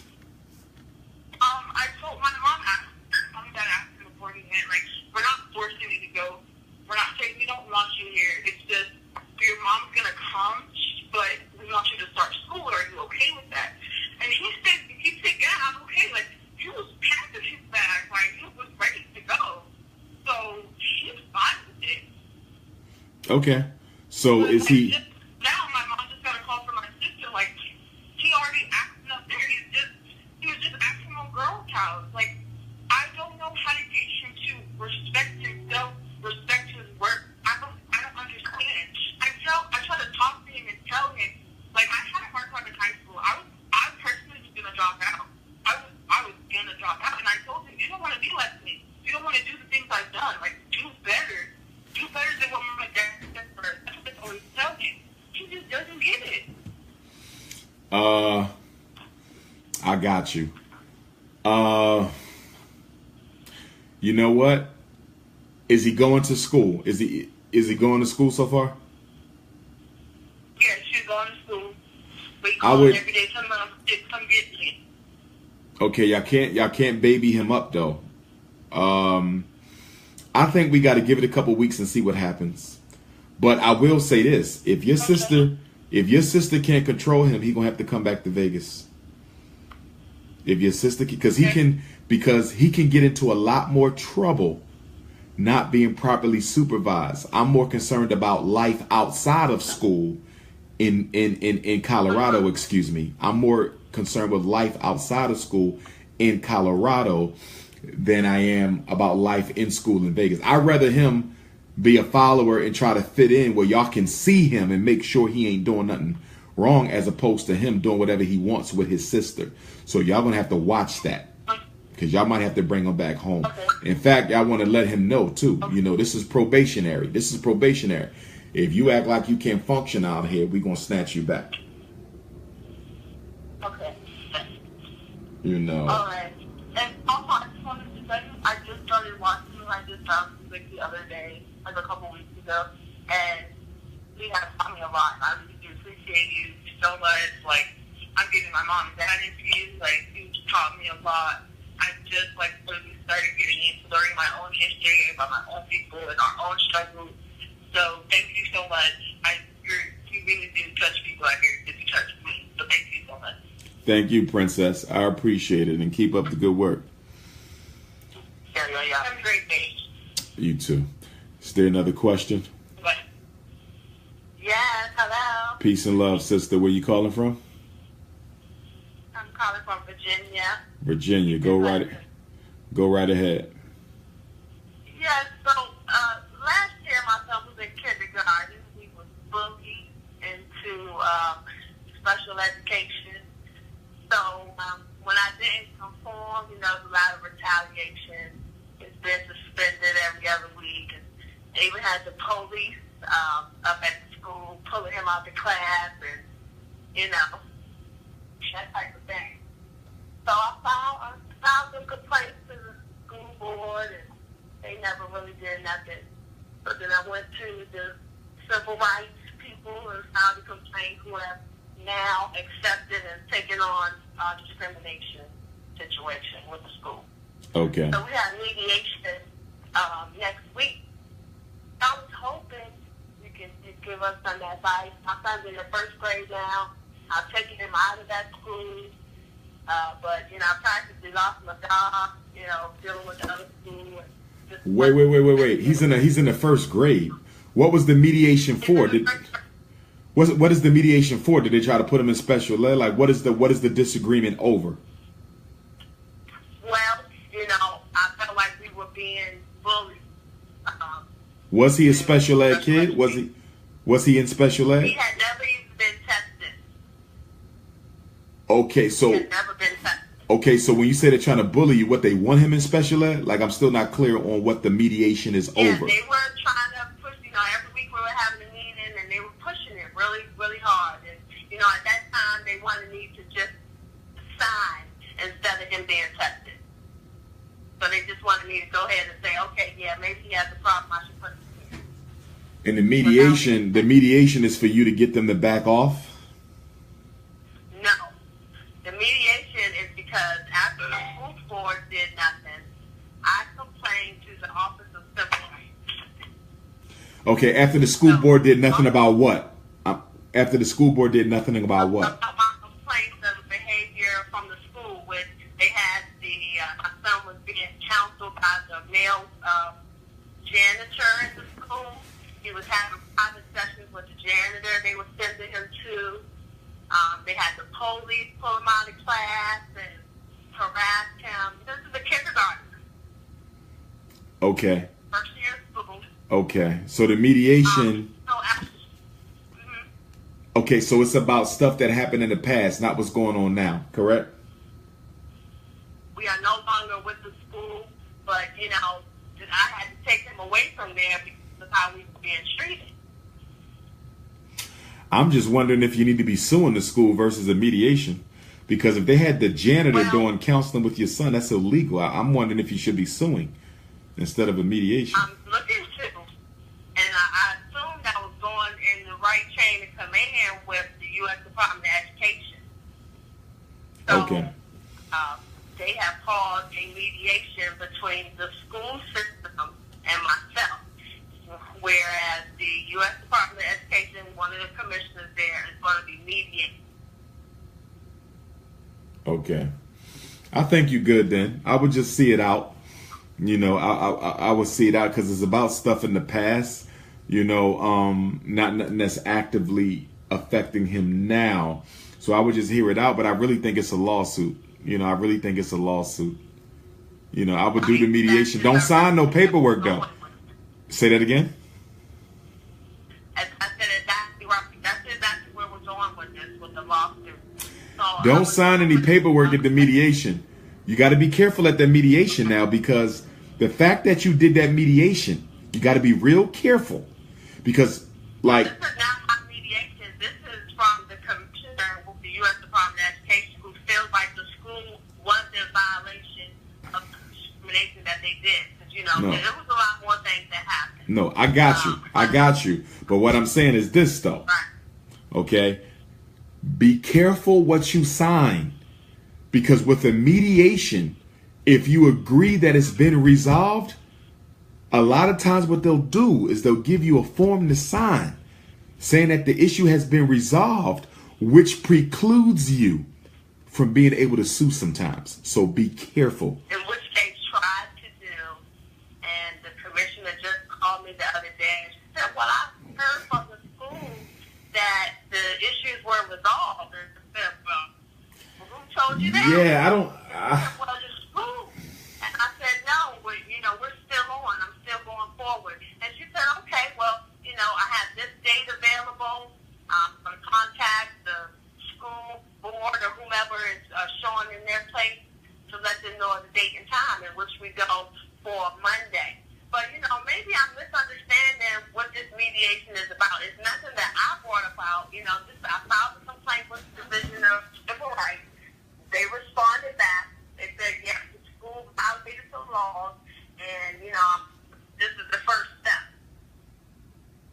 I got you. Okay. So yeah, just be careful with that. Be careful with that, and keep me posted on what happens. Yes, sir. Of course. All right. Thank you so much, Dr. Umar. Thank you, Queen. I've been trying to get in contact with you. It's totally a blessing to get on social media and to hear you all live helping the people. And, I just want to tell everybody everything, all the lectures and videos that you were saying about special education, how they pushed in it. Yeah. Like, I never imagined that it's this serious, but what I went through with my kindergartner, it's sad. It's totally sad how they pushed that agenda. Like, they literally wanted me to just sign him in there without him having to be tested. So come to find out, when he was tested, he was above reading level and above in math. He was above, he was the top 3 in the kindergarten class, first grade. I got you. So, if I was one of those mothers and like, oh yeah, just go ahead and sign him away, get their special education. But now at the gun school, I'm sure the principals talking to each other and the school board members, so they kind of like offering a lot of the schools gifted courses and different things, Got you. Well, keep me posted on that. Let me know how that works out for you, love. Keep doing your thing. Thanks a lot. You. Appreciate you. Okay. I'm going to take a few more calls to let everyone know we're coming to the end of tonight's broadcast. It's 7:30, so we're going to go until 8 o'clock. So Dr. Umar Johnson can go and find something to eat here in Buffalo, New York. If anybody knows of any Black-owned restaurants in Buffalo that I can try, feel free to text me that, 215-989-9858. My Buffalo, New York people, shout out to Rochester, shout out to Auburn, shout out to all Albany, shout out to all the upstate New York towns. I hope to see all y'all tomorrow here in Buffalo as well. But I need a black restaurant ASAP because I'm a little hungry and Big Papa got to eat. But let me go to the next call. Is there another question on the call? There is another question on the call. Hello? Yes, ma'am. Where are you calling from, sister? I'm calling from Hartford, Connecticut. Hartford. Go right ahead. So my question is, I have daughters, and I have my oldest daughter. She is deaf, developmentally and intellectually delayed. My question is, for the past 10 months, I've fought the powers that be here in Connecticut in terms of services for her. I've been successful on most fronts, but my question is, what I found is that many of the initiatives that are in place here in Connecticut are for kids who are on the spectrum. And so the problem I ran into is that because my daughter is not autistic and did not fall on the spectrum, the services for her became extremely limited. Not only that, there were no initiatives in Connecticut for children like myself, and the population of Black people in Connecticut is large. How do I go about creating those initiatives as part of my plan to support other parents like myself? Because it's unfortunate. One of the things I found to be outstanding is that the services that my daughter required, the Department for Families and Children here in Connecticut, their take on it was, well, they want families to trade custody for services. It's an idea I had never heard about. Was just blown away when I was asking for services and kind of met other parents, and they kind of gave me the information and just said, they want to trade custody for services. What do you mean trade custody for service? What do you mean by that? Well, they have different divisions of the department called voluntary services. So voluntary services doesn't mean that you are incapable of caring for your child. Voluntary services is supposed to be in place for parents who need certain services for their children but cannot access them on their own. But what happens is, because the Department of Family and Children and Families, it's a protective service by nature. So they have a protective agency servicing families who actually want their children but just need help with them. So they just automatically assume that we want to relinquish our children for these services, and so I fought them. I was threatened by the ombudsman for DCS, just because I said that's not what I'm here for. I'm here to advocate on my daughter's behalf. I testified at the Legislative Office building here in our town. I've done interviews with WNPR. My concern is that enough parents don't know, because how did they come to this conclusion that most parents just want to trade custody, or we're going to put enough pressure on them until the point that they just want to trade custody? How do we go about fixing that here in Connecticut? How do I myself spearhead that? Because I don't want other moms who don't know accept that as an answer. There's families here who have traded custody for services because they had no other choice. Right. I think that you might want to think about coming to our next conference for the Black Parent Association in January and start a chapter. I said, I think you may want to come to our next training conference for the National Independent Black Parent Association, because it sounds like you need to start a chapter up there in Connecticut where you are to help us organize the parents so we can fight for the things that you're talking about. So I think the next step is to start organizing those parents. Our next conference is going to be in January. I haven't decided on the location yet, but I should have all that information by the 1st of October. So you guys will have 3 months to plan to be there. But I would love to see you there and become part of the family.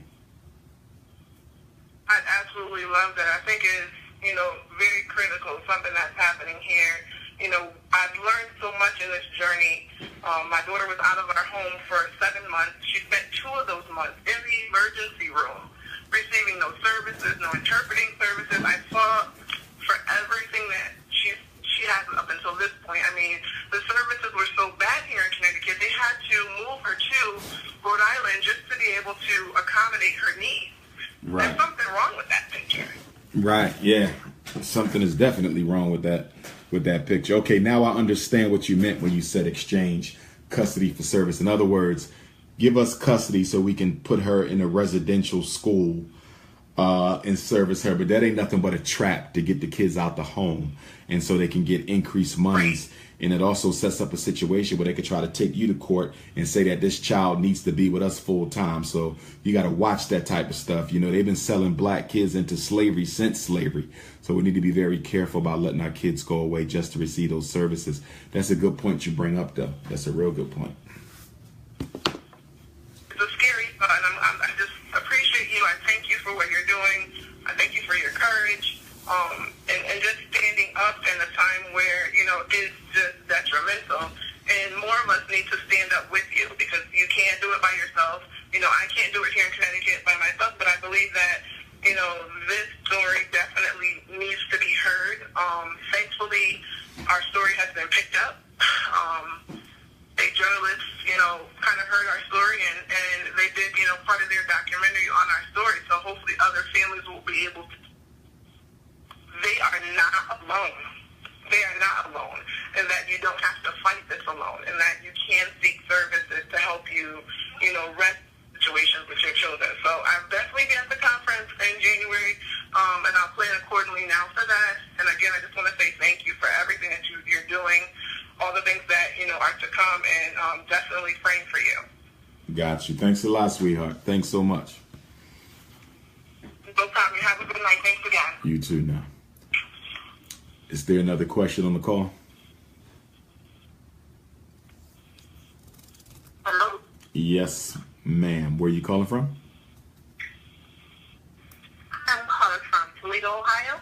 Toledo, Ohio, a place where I have never been. So I need to get a venue in Toledo. Because, yeah, I need you to help me find a venue out there. Well, I'm kind of, well, not new here to myself, but I've only been here maybe like 4 years so far. You've been there long And, enough. well, I just want to... I'm picking with you. Just Go want to ahead. get to my question. Sure. I have a 6-year-old. And the previous year, I entered him into the TPS schools here at Toledo Public Schools. And as soon as he was in that school system, he wasn't even there 2 weeks. And his kindergarten teacher at that time was speaking about his attendance, his attentive issues, saying that, you know, he's not paying attention to what she's saying, and, you know, basically trying to hint to AAC. So at that time, since I do have 2 other children, I had to take my son out of school because, you know, me and my husband, he has the one car. I needed another car to make sure we could get him to school. So I took him out of school to homeschool for that whole kindergarten year. Now, I've gotten him to read. He does math. He knows a lot of things. He's even right now in school, in 1st grade, reading above his class level. So I'm very proud of that much.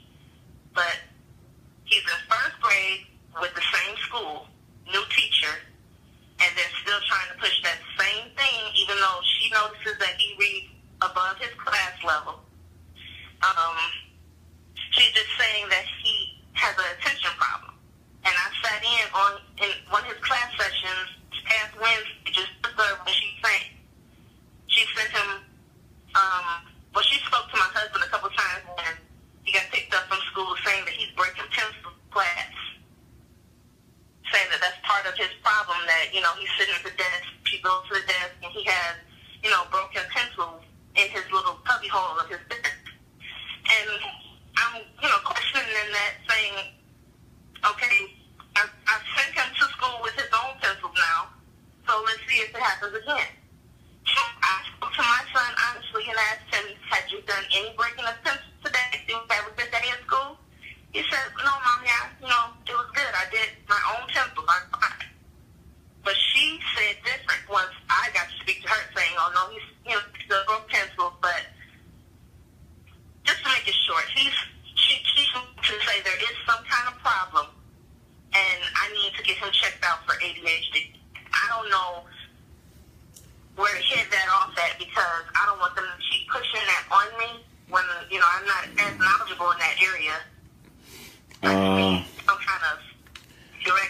Well, first of all, if you get your son evaluated, you're giving him permission to,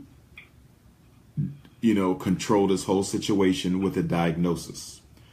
Also, if you get him evaluated and they diagnose him with ADHD, they can now force the medication on you because he now has a diagnosis, and you want to watch that. Because if you don't medicate after he gets the diagnosis, they can charge you with child neglect. It's called medical neglect, and they can take your children from you. So getting that evaluation can open up the door to a whole bunch of nonsense that you don't want to deal with. Your whole thing and your husband's thing is y'all don't want him evaluated, period. We don't believe in ADHD. We will not be getting him evaluated. Furthermore, ADHD is a psychiatric diagnosis. It is not a special ed diagnosis. So the only way he could get that label is if y'all take him to a clinic or a psychologist outside of school. We do not diagnose ADHD in the school. We don't. So there's no way he can get that label unless y'all take him somewhere to get it. So as long as y'all stand on y'all square, there's nothing they can do. Now you might have to write a letter and tell them we've received your requests, we declined your requests, and we don't want to be harassed no more. You might have to put your foot down. The other thing you can do, since they're complaining, is you can also hire a mental health professional. That could be a school psychologist. That could be a regular psychologist. That could be a behavior specialist. That could be a professional counselor. That could be a licensed social worker. You could hire them to go into the school and observe your son in the classroom. This is very powerful. This is very powerful because when they go into the school to observe your child in the classroom, they can then come back to you and to the school and say, we don't see anything dysfunctional about this boy's behavior. Yeah, he's a little hyper. He's a little inattentive because he's a 6-year-old boy. That's what they do. It's called normal behavior. But if you get a professional to go in and observe your son and then sit down with you and the father and the principal and the teacher and give the results and impressions of their observation, which is to basically say, I don't see a problem here. It's just a regular kid doing what regular kids do. There's no need for an ADHD eval. You shut them down completely.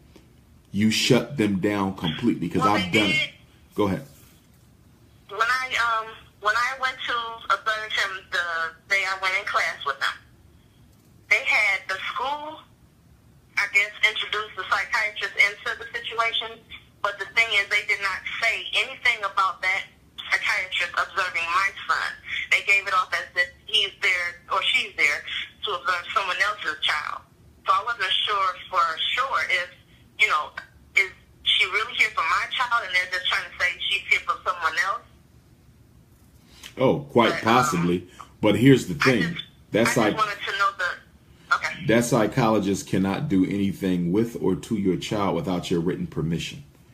Okay, you have to give sign. I'm a certified school psychologist. I cannot do any work with anybody's child without their signed permission, including observation. Okay. Now, under the new special ed law, they do give you some room to kind of operate in terms of observations without parent permission, but it's very touchy ground, and you really want to have signed permission before you do anything like that. But I really think the way you neutralize this is to have that person come in and do the observation. And when they go in to do the observation, you want them to observe on 3 different days, 3 different weeks, 3 different times. So in other words, week one, Monday, 8 o'clock, reading.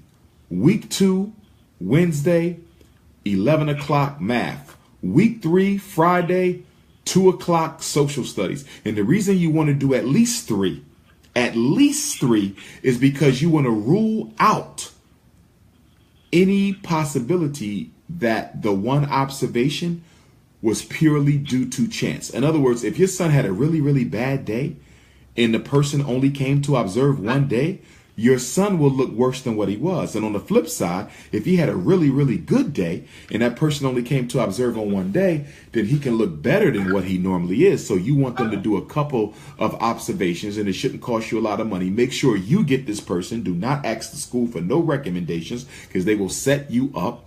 I would start with the Association of Black Psychologists, and I'm going to give you the number now. You can contact them and see what referrals they will have in your area.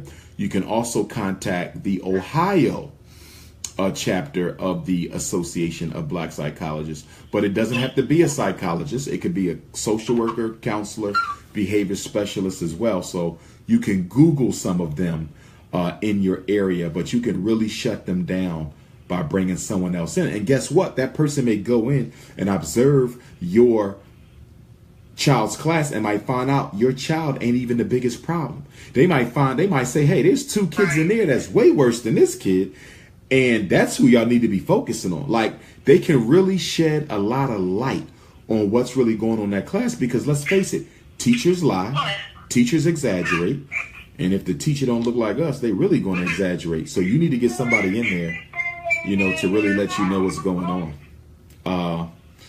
You ready for the number? I'm going to give you the number to ABC. Yes, I'm ready. It's 301 449 3082. Okay, I just have one more question. Sure. As far as when you said that I can sort of like refuse them trying to get my son diagnosed with ADHD. Yes.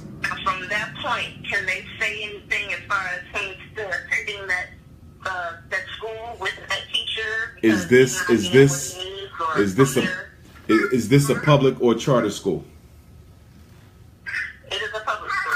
Then no, they cannot discriminate against you because you chose not to get your child evaluated. That's a public school. You cannot force a parent to evaluate their child. You can't. And they cannot mistreat you or discriminate against you because you chose not to medicate. That could be a lawsuit. That could be a lawsuit in and of itself. No, they cannot remove him. Now, the school he's at, is that a neighborhood school? Is that his neighborhood school? Yes, it is. Right. Yeah, they can't do nothing. They can't do nothing. Refuse it and refuse it in writing. And that should be the end of the story. But I would still, even after I refuse it, I would still get somebody to go and observe, because refusing it is only half the battle. You need to shut them down. You feel me? And shutting them down is getting somebody to go in that classroom and observe your son and say, hey, I'm not seeing nothing but a complaining ass teacher.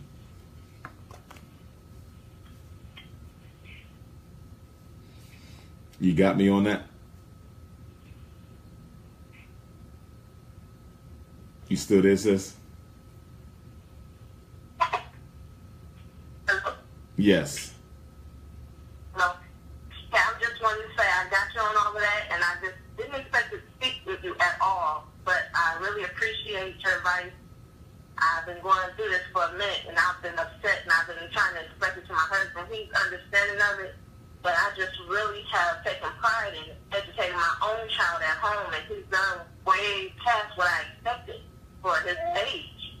Gotcha. And I just thank you for your advice, and I will definitely follow through with it. No problem. No problem. So we are down to our final 4 questions. I'm gonna take 4 more. So who has a question?